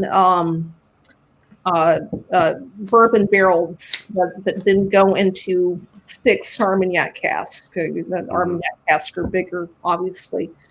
And depending on what time of year I do this, and what the cask can offer, the age of that, the Armagnac cask and all, there's a certain age I tend to like for those Armagnac casks. I've done as little as 4 months all the way to well over a year. Okay. It totally depends on what I'm getting out of them, and I never have it's only 6 months and I'm going to take it out. To me, it's just whenever I feel like that it's ready. I don't ever want it to take on too much Armagnac. I love Armagnac. but you ought to be able to taste the bourbon too. The Armagnac got to be there just to enhance and complement. And all right. I'm going to relate this. A bit more nuance. Go ahead, I'm going to relate this to guitar players. If you're running a wet signal into your amp and you crank that reverb up and you just get that sound just going, the finish on this just keeps like growing larger and larger and larger. It's just like the sound doesn't stop. And that to me just reminds me of like, almost some Pink Floyd type tones, or just getting, you crank that reverb up and you've got the delay. You're just toying with the knob and you're getting all this feedback going back and forth. The sound just keeps growing and growing and growing. And that's what this is doing. And it's just amazing. Yeah, I agree completely on the finish. It's weird because I'm like 30 seconds after I left, and it still feels like Ben said, it feels like this warm little like pulse of flavor still like continuing to hang out. And each time there's this little poof, it's like flavor. Like there's like a split second of like reduction, and then it's like boof, and it comes back out again. That is. This batch. At first, I was worried about it. I mean, not just this batch, but the coupe, the 27's part of it. Didn't feel like I'm just a control freak, I guess, or a perfectionist. It's not coming together, but it did at the last moment. Things thankfully came together. Josh is just saying whiskey and guitar talk now. Found his stream. Yeah, we'll take it, Josh. We'll take it. Which brings to another question. if we're gonna work back around to something that happened at the beginning. Now that we're an hour and a half in, and well, there's still at least 20 people watching. I don't want to wrap up. I got a couple more questions, but Yeah, since I it do. was the subject was broached. Since it was broached. I'm in for it. I have a picture, and I would I'm putting it up there. You what type of bands were you in, and what was the name of this band? God, that would have been 25 years ago. I'm just gonna say it looks like a band I would have gone to see. Just saying, it is my like my pastime of things. So, I love blues and classic rock. Cream, Zeppelin, Rush. I'm a huge Rush fan. That's the kind of. I mean, not. I was, no Neil Peart for sure. Yeah, that's Bad my to lose him. Yeah. Yeah, I know. But I don't remember the name of that band. I all through college, graduate school, law school, I was in bands. Just said as an aside, in recent years, because of some nerve damage to my leg and such, I've moved on to electric bass, and I'm now I'm a collector of pre-CBS era. My earliest bass I have is a 58 precision, and so I've got a 62 precision, 69 jazz. I love all that kind of stuff. that's awesome. Do you have a preference between the precision and the jazz bass, or is it just? I like the way that I like the feel of a jazz, but I like the kind of the way a precision sits in a band setting. If that makes sense. I've got small hands, so it's kind of. But yeah, I've got 19 guitars and basses. 20. Okay. So is the new whiskey shed/library also going to have a side room for the guitars? It might, yeah. I might kind of let my collection gravitate there. So yeah, I've got a new custom Hofner on the way too. So that's the like the cavern Violin spacing. Right. Yeah. But it's like what McCartney would have had about 1961. Right. Where the pickups were a little closer to the neck. Or both pickups. So anyway, that they'll be arriving. Music's my passion. That's my other life. That's a good other life. Vito was saying that he was surprised you're a solo bassist, and if he had a girlfriend, he'd kick her out of the house. All right. You don't want any of that. No. So who's your favorite bass player? I love Geddy Lee, but I would have to say probably my all-time favorite would be Jack Bruce. And I please don't rip me a new one when I say this. I like Terry Kath era Chicago. So I didn't like the Peter Cetera sappy stuff. Why? I know. It's good. Mike's trying to dig people holes again. Stop it. Like that, I liked Dee Murray, who played with Elton John. Back in the early '70s and such. And I like melodic players. John Felder, who played with Blood, Sweat, and Tears. I'm all over the map. I like everything from bluegrass. Hank 3 to Hank Williams Sr. Yeah. Whole gamut, yeah. But okay, so his grandfather's voice. Yeah. I like tree. If you had to make if you could make a whiskey that matched your taste in music, what would it be? That's a good question. What style of spirit would it be? Let's not just limit it to whiskey. What style of spirit would it be? It might be an Armagnac. It might be Brandy. I kind of like the rustic quality of that. You know, it's I don't know if you guys have had an Ossicalis Brandy before. Dan Farber here in California. He's kind of like the heir to the Germain Raban, or like the next last man standing. But anyway, he's likened cognac to. Well, I've kind of embellished this over the past 10 years from his expression. But feel free to make the story bigger, and bolder when you're on our show. You can think of cognac. This is going to be so not politically correct, but I'm going for it. Cognac is the elegant, refined wife that you take to the opera. You know, she's urbane, sophisticated, delicate, blah blah blah. You ditch the wife, at one point in the evening. Then out comes Armagnac, and she's this rustic gypsy lady, that's letting it all hang out, having a great time. That's the wild lover, guy's lover, and whatever, and that's it's infinitely more fun.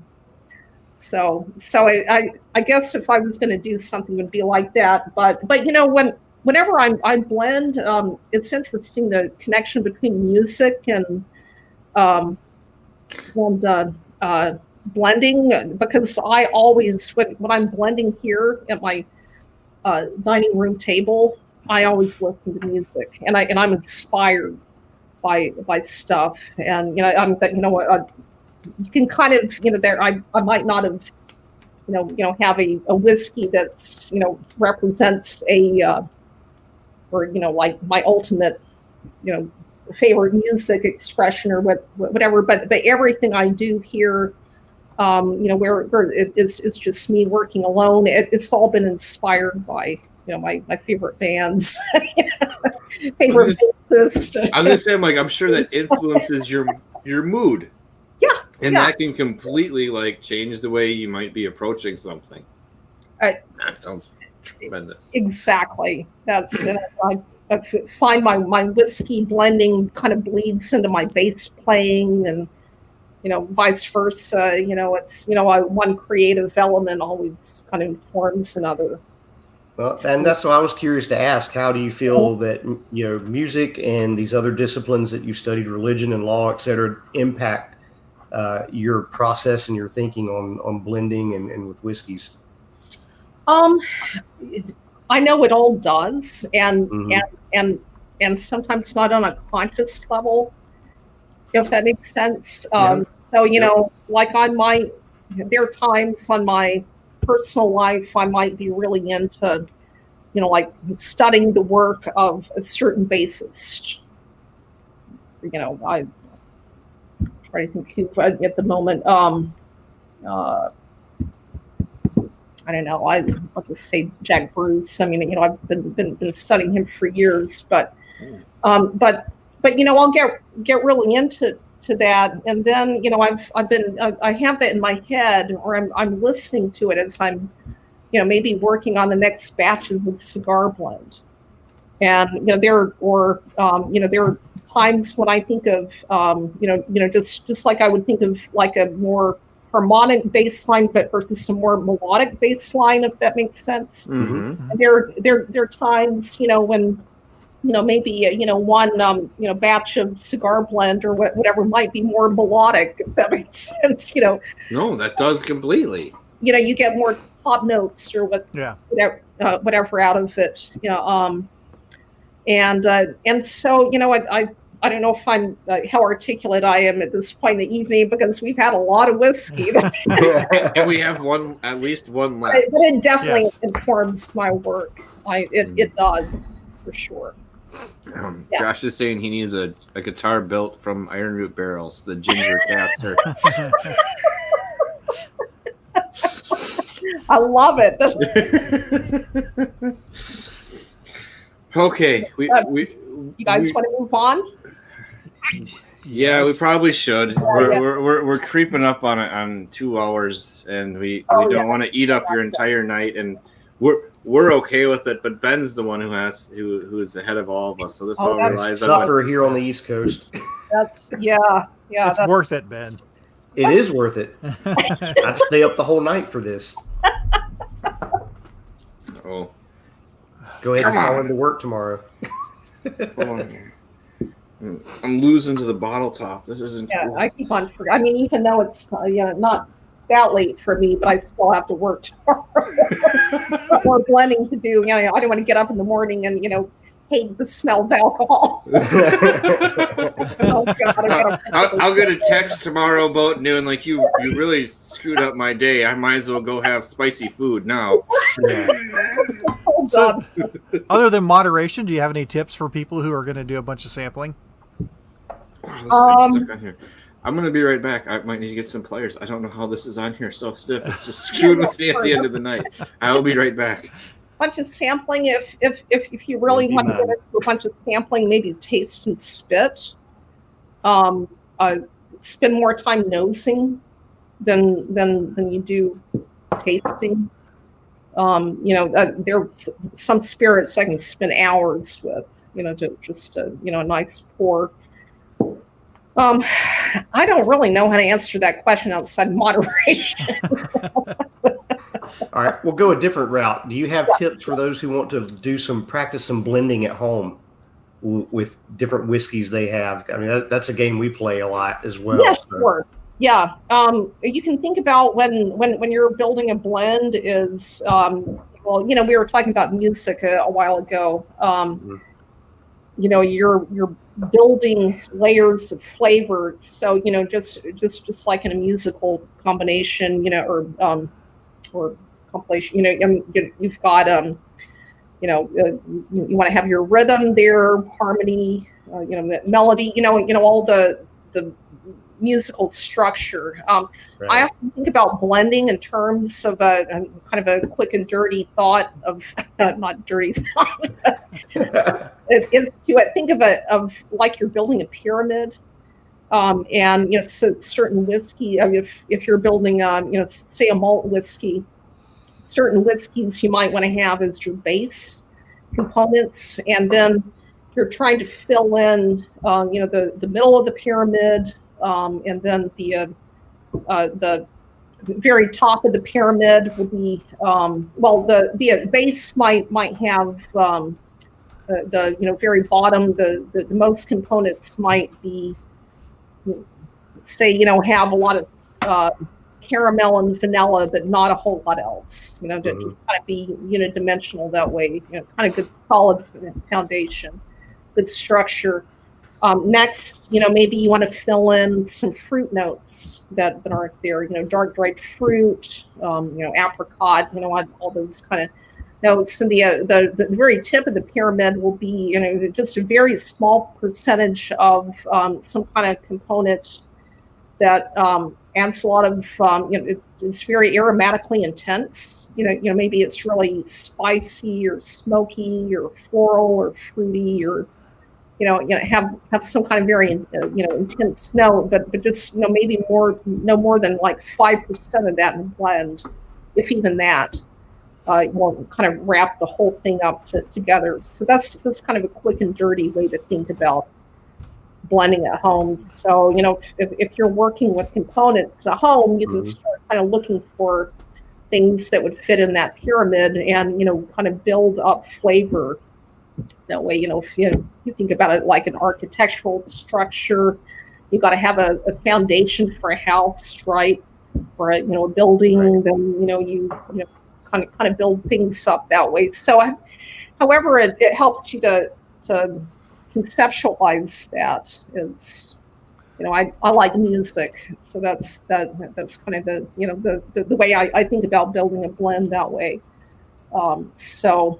I don't know if that's helpful, but for what it's worth, it's a really good way to to build flavor, no matter what you're working with. You know, it could be bourbon, it could be malt, rum, brandy, whatever it is. No, that's very good. So, you. Sorry, I didn't. I shut myself off. Sorry, I shut myself off when I was going to get stuff. Yeah, sure. That. I wanted to mime out some shit in the background to see how everyone could deal with it at this point in the night. This is the Shields and Yarnell portion of the show. Since you have access to these whiskeys on your table and downstairs, and I know typically you deal with just that one, like a one distillery, has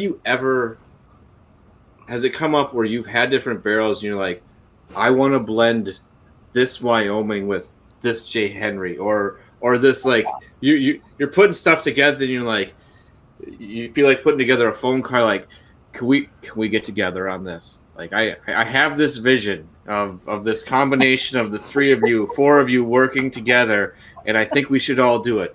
Does that ever come up when you're going through these? Oh, that's yes, and I don't know. I can't go into this whole lot, but that I've already got something kind of in the works. Okay. I like that ambiguous statement. I love it. I love that one from you right now. All I can say is stay tuned. Yeah. I've been thinking about that stuff for 10 or more years. It's been, yeah. Okay. Now, just because, like, oh, geez, I'm coming up on 2 hours. I switched over. I don't know if everyone else is there. Is to the Magnus-Family Reserve number 2. Once again, a very nice color. No, like pink hue to this one, but this one is this really nice amber. So this is going to be, this is, and I shall repeat, it is not on the market. This is a barrel sample. It's a blend I'm working on, about 15 to 22-year-old bourbons in the blend, very small blend, I should say. It's something I'm not, I don't know if it'll be released next year. It could be released the year after. It's just when I feel like it's ready to go. And what are your thoughts about it? I'd like. I love how they're giving you the free range to be like, this is ready when I say it's ready. How often does that happen when you're working on something where you have the say?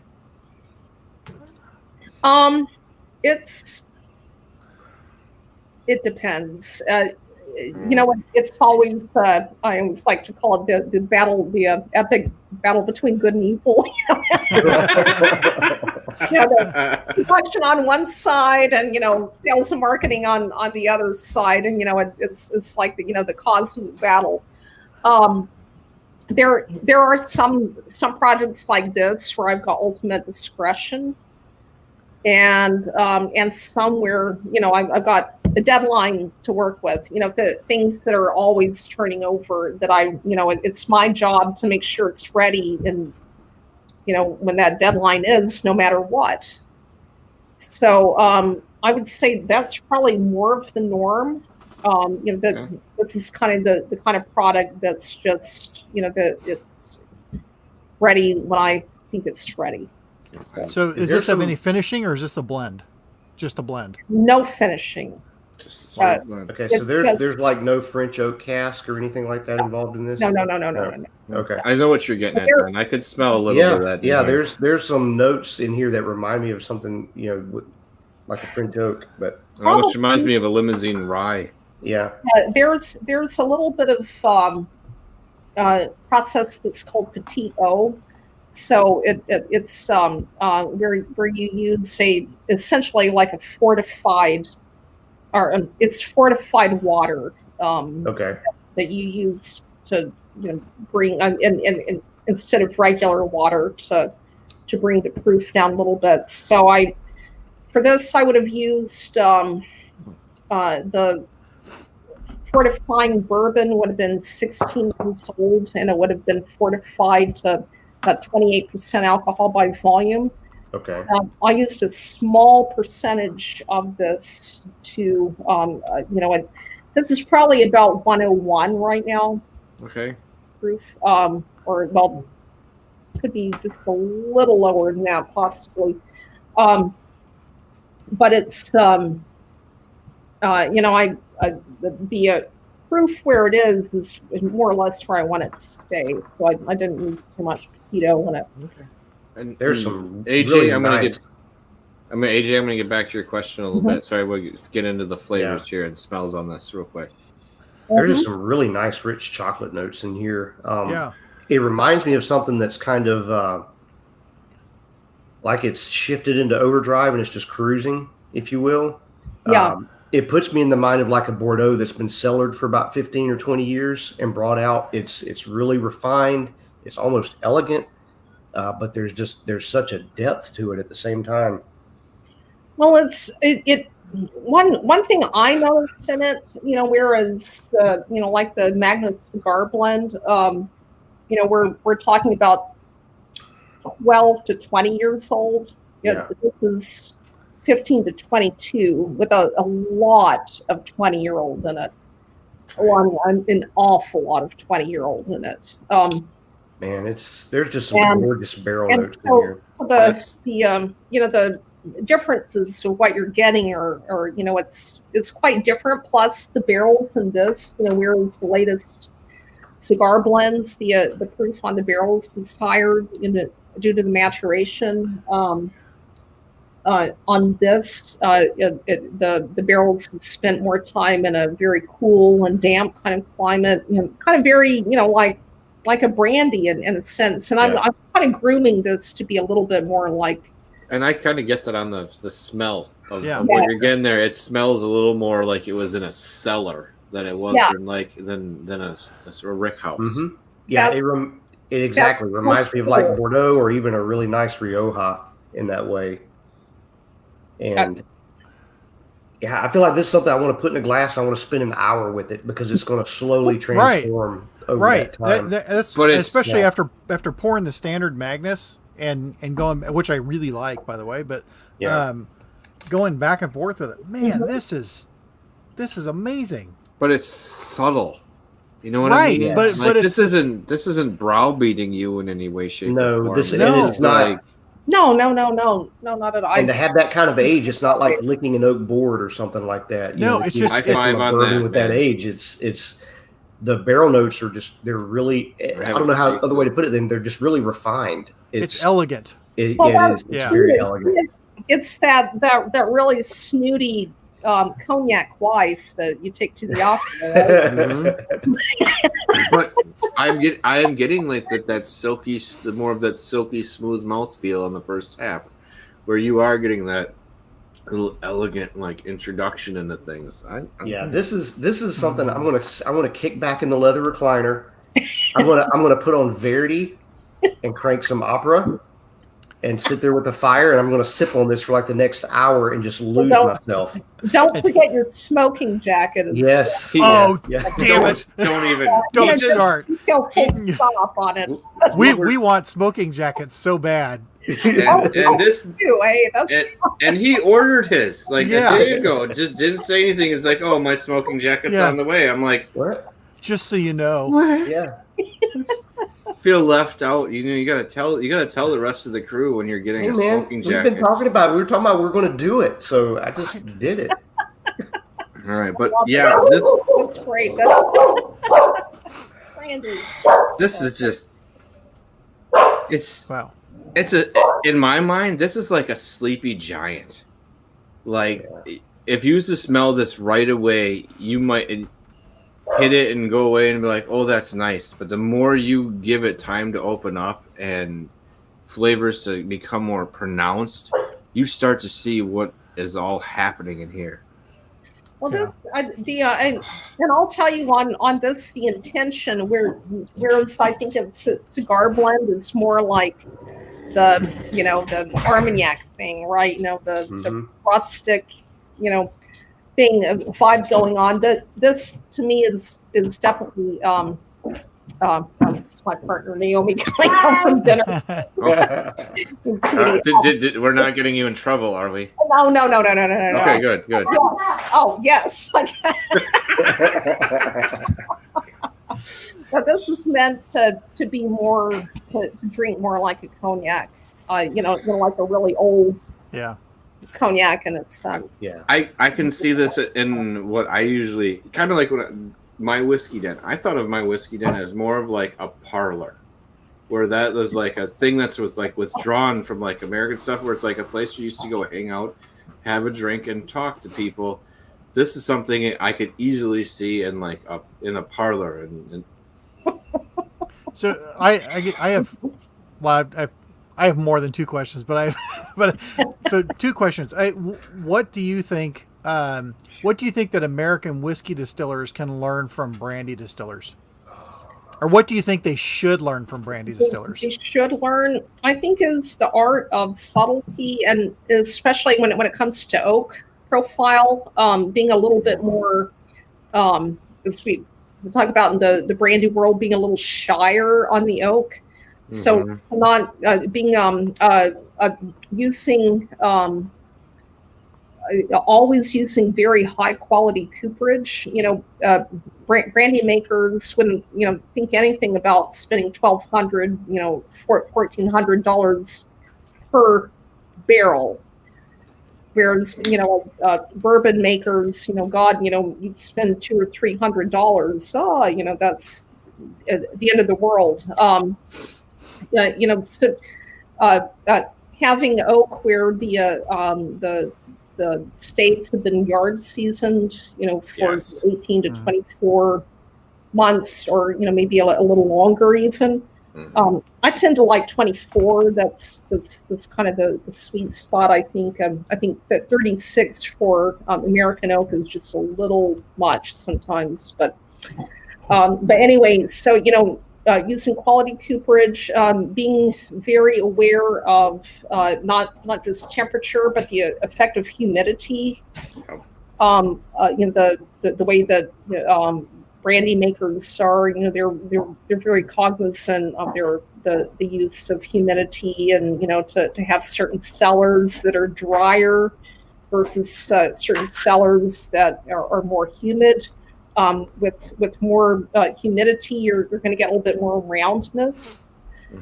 Whereas with the drier cellar, you're going to get, or warehouse, you're going to get a little bit more spice, but maybe more concentration in the blend. And the way you can blend those two things to create very different profiles.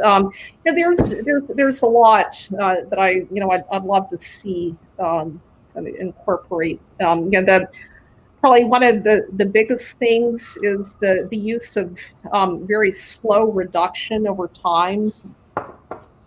From cask strength down to bottle strength is with everybody I work with. If you're going to work with me, we're going to get that into the production schedule. They might bitch and moan at first. Hey, water. You can tell when there's water shock. Yeah. It's really like, oh, you guys took this from 55 to 42 inside of a week. That's scary as hell. Well, there was the big one that a lot of people talked about. That was from the, shall we say, a boisterous distiller from a large state down south. That was a pick for a whiskey association that everyone picked, and then when it got proofed down, they just did a dump. And more than one person has said that it did not taste like what everybody picked, and it was bad because they just quick proofed everything down. Yeah, and part of that has to do with the amount of fatty acids. Sometimes you can get what's called saponification. In the proofing, where it essentially turns to soap. But yes, I know that horrible. It's really taste. nasty. You can't really filter that out. But even if that doesn't happen, even if you're not going to have that result, you can. I can taste something that's been submitted to very fast reduction because the water and the alcohol are very separate tasting. I mean, it's like two different things. We've had that in a couple of things where it was like almost like a watery beginning. Yeah. And then all of a sudden it was like, oh, now things kicked in, and you're like, ooh, what happened to this poor mesh in the front half of the thing? Well, I'd have to say, just to say, I know we're going quite over time right now, but if we can go as long as you're good for, Yes. or until Ben falls asleep at his table. I tell you what, with this whiskey, that's not happening. I want to tell you what I'm getting out of this right now. Yeah, I'm sure, not yeah, changing the glass. Sure that. It's turned to a cola syrup, sassafras, and a dark roast espresso bean coming out, and it's just sent me over the edge. It's amazing. I get the sassafras thing you're talking about, that note. Yeah, in there. that's Oh. I get that too. I've been getting when you pour the whiskey out and just smell the empty glass. I'm supposed to do that? French, we call that le fond de verre. So it's the bottom of the glass, quite literally, and you can really get a lot of notes out of, or things that you can't really find ordinarily in a spirit. But I tend to get a lot of sassafras and kind of like root beer type of notes. Yes. Black licorice out of it. That's what all the nice spice notes are in this, or is this like root beery sassafras kind of nice kind of combination of stuff, and it's a nice sarsaparilla kind of note to it, almost root beer like. Yeah. Well said. Yeah. Mm-hmm. So do you get gorgeous. because you're a big deal. I mean, you're the Ron Burgundy of whiskey. You're kind of a big deal, but if you but because of that, like if you go in, if someone's going to source whiskey, do you get a little different treatment or better choice of barrels than somebody else because of who you are? No. Okay. Well, yes and no. Part of it depends on, because I know the people who to work with on sourcing. I can definitely get people. I don't even know if I should say this. Like if they go to like a independent stave company, I can get them on the fast track to the really good barrels.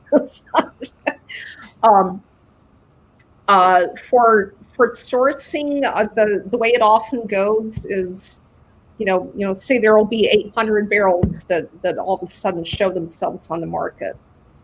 May or may not be in GP, and may or may not, even if it is in GPI, maybe it hasn't been housed there through its maturation life. Maybe, some owner or somebody bought it years ago, and all of a sudden they decide they want to sell it off because their dreams didn't work out or whatever, and that things come on the market. So oftentimes all you have to work with is a very small sample, maybe 25 mLs of that, and you've got a base, a multi-million-dollar transaction on that. So it's not always just that it's sounds a little tough. bit more difficult than That's a small. That's a small amount. I even have a little bit of leftover cigar malt in a bigger little facility than that. Yeah, and I've had decisions on that before. And that, boy, talk about stress. When someone's getting ready to, lay down $2 million or something, the pressure. Anyway, sorry. No, you're all good, Nancy. I want to toss a couple of questions. Now, this is way earlier in the chat because I just stopped. They're going. I stopped keeping up. AJ was wondering, from the big boys / mega distilleries like MGP sourced included, which brand, in your opinion, offers the most interesting range of flavors? Well, I've worked with a number of them before, but I have to say probably what I've worked with over the years the most, which makes sense, but because they're the primary company for a merchant bottler.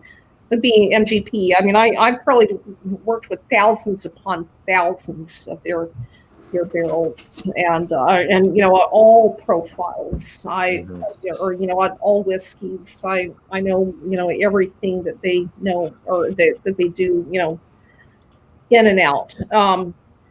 I find that something like MGP, that I know people trash it sometimes and all, but to their credit, it's very consistent. Yeah. And I've worked in their. I never worked for them, but years ago, I had some projects together with them personally. I've worked in their quality control lab. I know their master blender very well. I know what they go through to ensure quality, and it's really easy to work with. You can mold it into, your imagination is the limit, basically. Mm-hmm. And I find that's one of my favorites to work with personally. I don't know if that answers the question. No, it does. I can make vastly different whiskeys from that. Yeah, and we're having MGP on like the 14th, and because of that, because they do a lot of things where they'll source the craft places that help create like the first 3 to 5 years of you getting stable, and then you're kind of working off the old flavor profile, or like Baum Brothers did, like we got up to here. It's like now we have our own shit. Yeah. Bam. Now it's us. They make good whiskey. Yeah, the people who say they don't are just lying to themselves, because it's in too many other places where people get fooled that it's not their. It's the brand. It's the brand that gives them that does give them the bad rep. It's MGP's doing their job. It's the brand that's not being transparent, which is a shame to me. That's a whole other topic for another time. But that said, just getting back to what MGP does, they do it very well, and I've got tremendous respect. I think distilleries that use them is fine, but just be transparent. Don't exactly try and pass it on as your own or off as your own distillate. I know in the case of Magnus, that there's probably historical evidence that the fact that the original Magnus distillery was in Cincinnati, and what would have been the old Seagram's plant would have been there, just down the river. It started in 1857, I think, or thereabout, and I'm pretty sure that the Magnus sourced from them. Mm-hmm. Based on what the old profile tastes like. The people have been doing that for a long time, and as long as you're transparent. But anyway, I think we feel completely the same way about if we have a distillery up here in Egg Harbor where they're honest about where they got their rye from, where they got their bourbon from, and they're like, maybe this December or beginning of next year, we'll be hitting our single malts and this other stuff we're working on, and it'll be ours. But these are profiles where we're trying to aim towards or be similar to. So if you like this, when we come out with other stuff, you should be in the same ballpark. You should be happy to come back. I have to say, I've had from MGP, I've had everything from new made distillate all the way to 30 years old, and the oldest I've worked with personally is 22, and it's just great. I mean, it's so easy to work with. I can shape it any way I want. They're good friends. I just think the consistency, like you're saying, is incredible that they're putting out on the scale they're doing. That in and itself is impressive to me. It's amazing. I can't wait to see your episode 2 coming up. Yeah. They're good friends. Yeah. So do you ever pursue distillers and say, I want to work with you? I will be right back in 1 second. You guys carry on the show. I'll be back in 2 minutes. I gotta check one thing upstairs. Sorry about Oh this. yeah, sure. That's a good question, and these days, well, I have to say I don't have to advertise anymore. I've had to do that in a long time. There are some distilleries that I would like to work with that I haven't reached out to them yet, but I've thought about it. You know, I want to do so in a tactful, respectful way. Right. I'm so not a salesperson. People, laugh that I don't even have a website. I'm just saying, it's so low tech. But there are people I'd like to collaborate with, or if nothing else, work on some joint projects. Of course, people that are doing exciting things that are, where the quality is consistently high. That's the level, I want to work with and play with, and people that think outside the box, but the quality's got to be there. Yeah. That's so I don't know if that answers the question very well, or no, totally answers the question. That kind of gets to what you're. Or I guess I'm supposed to say that's fantastic.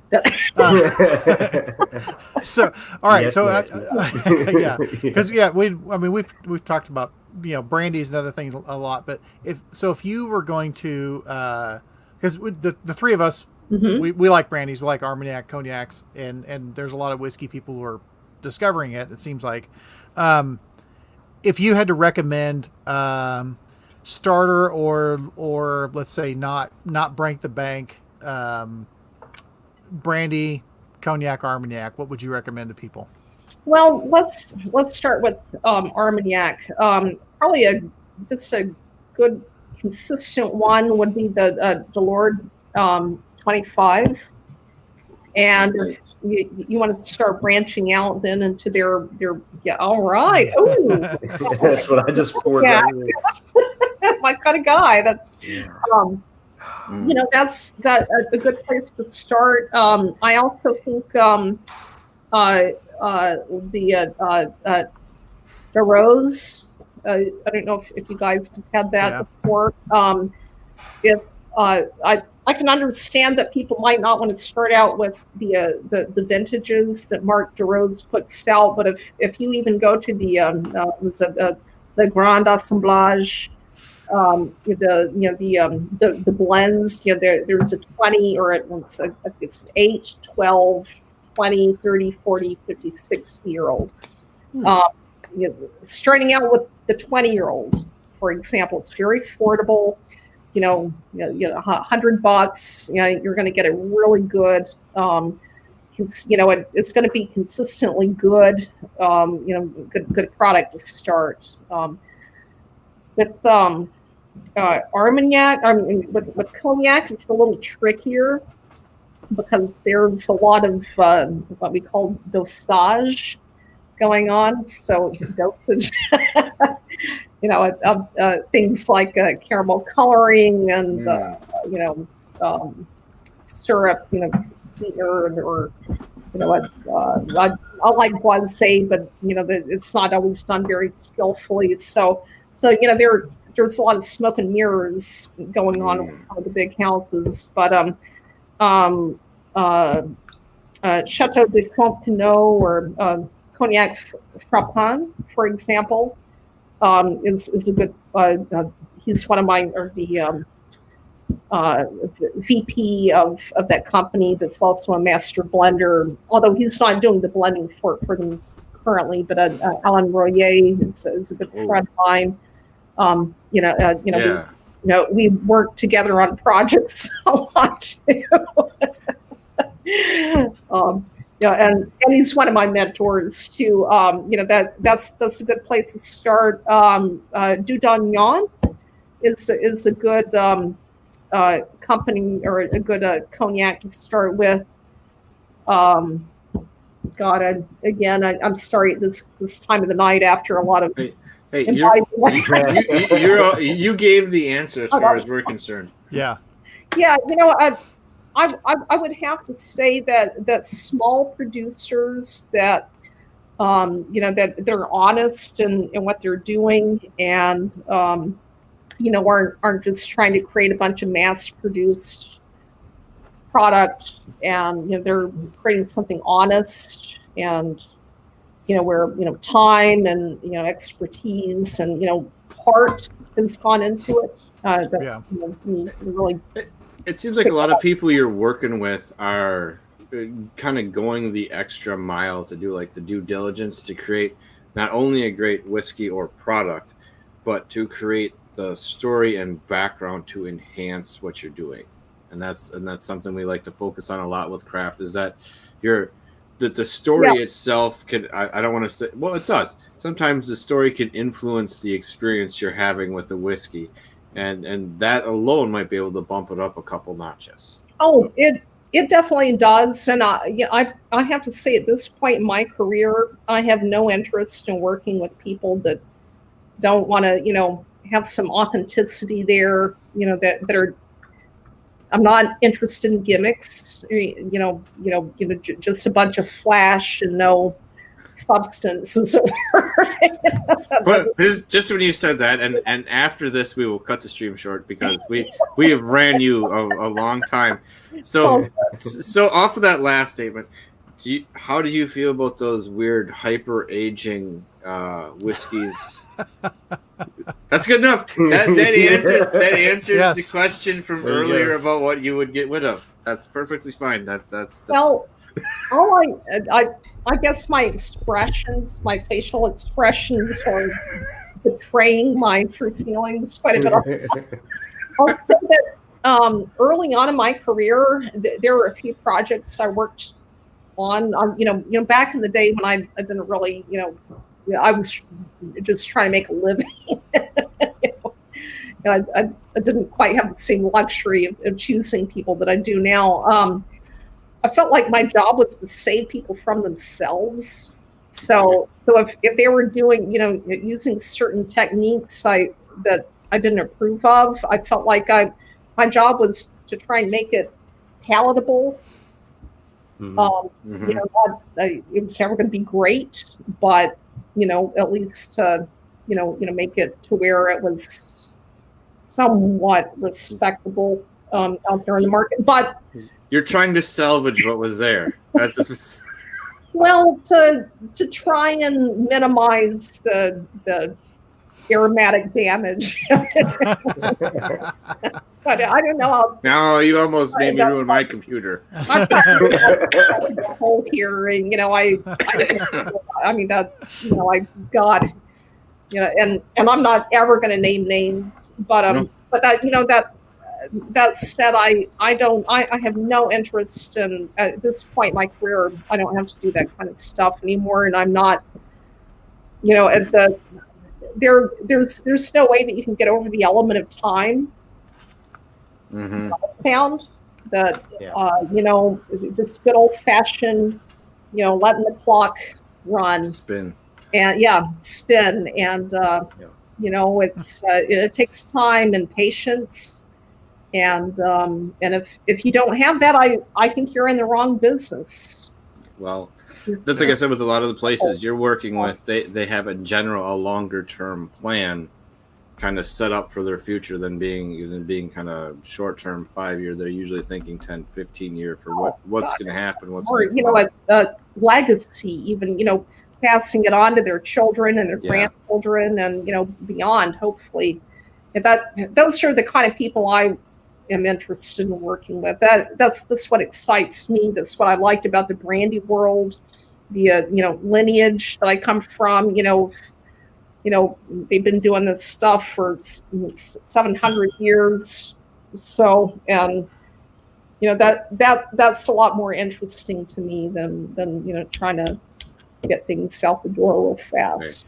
I'm gonna give Mike and Ben one Oh, more yeah. question, Yeah, and then we'll let you go because it's been gotta 2.5 cut it off. hours. I gotta Not, cut it at some point. not a question, but you said something, and so if you ever decided to start a band up again, I think Aromatic Damage would be a hell of a band name. That is awesome. I like that. That's great. Yeah. I've been in bands like Spank and the Russian Heads. It looked a little punkish, or I know. earlier. I was thinking early. Yeah, I thought, oh, please tell me they're playing like early punk, like the early Go-Go's or something. But No. Yeah, more. But Okay, but Ben, do you have anything else before we take off? All right, keep it easy. Favorite movie and whiskey pairing. ooh, Or maybe keep it easy. yeah, movie. Well, I've got two favorite movies. One would be Gandhi.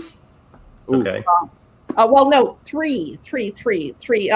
Patton, Okay. Gandhi, and Silence of the Lambs.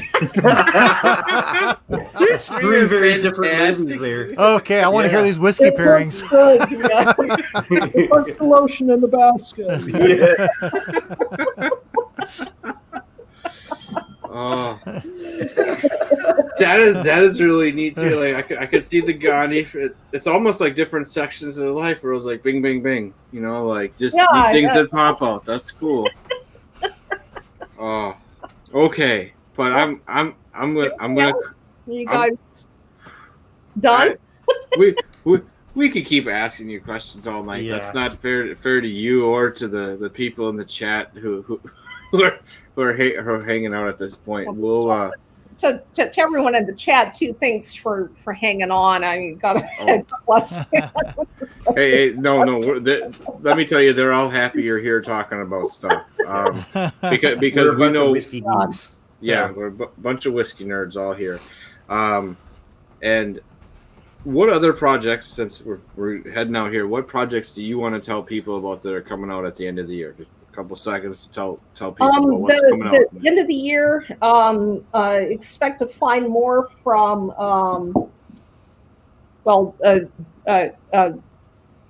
the new cigar blend will be coming out tomorrow, and I'll probably have another one coming out in November too. Other things, Jay Henry, we've got a bunch of things coming up.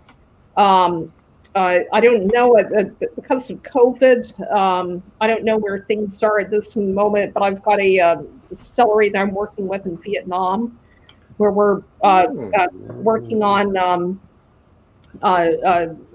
whiskey that's a corn whiskey that uses koji mold, like sake, for example. And so I'm not quite sure. Again, the whole COVID thing's kind of knocked that project. I don't know where that is right now. Boy, I'm trying to think. I've got a lot of irons in the fire right now, and I'm a little lit right now. No, that's fair. That's fair. The one you just mentioned sounds interesting because we had a Laotian distiller just not too far from here a little while ago, and they were doing some interesting little rice wines and different I don't know, rice whiskeys technically, but yeah, they had some really neat stuff. But yeah.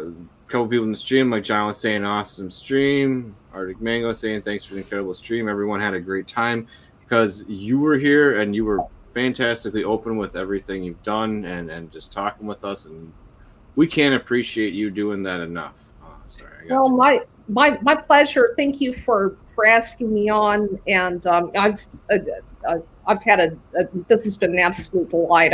I've had so much fun, and again, I always feel like I'll be very open about anything I've ever done, unless I'm under an NDA about something. I can't talk about it. Otherwise, I'm, probably too open. We really felt like we were going to bump up against that a couple of times where you were just, Nancy was going to be like, pass. Like we have to go pass. I can't. It's not allowed to answer that one. You cover the microphone and lean over to your attorney. But yeah, this has been a lot of fun, and I hope you've enjoyed some things from the portfolio products. Very much. Incredible.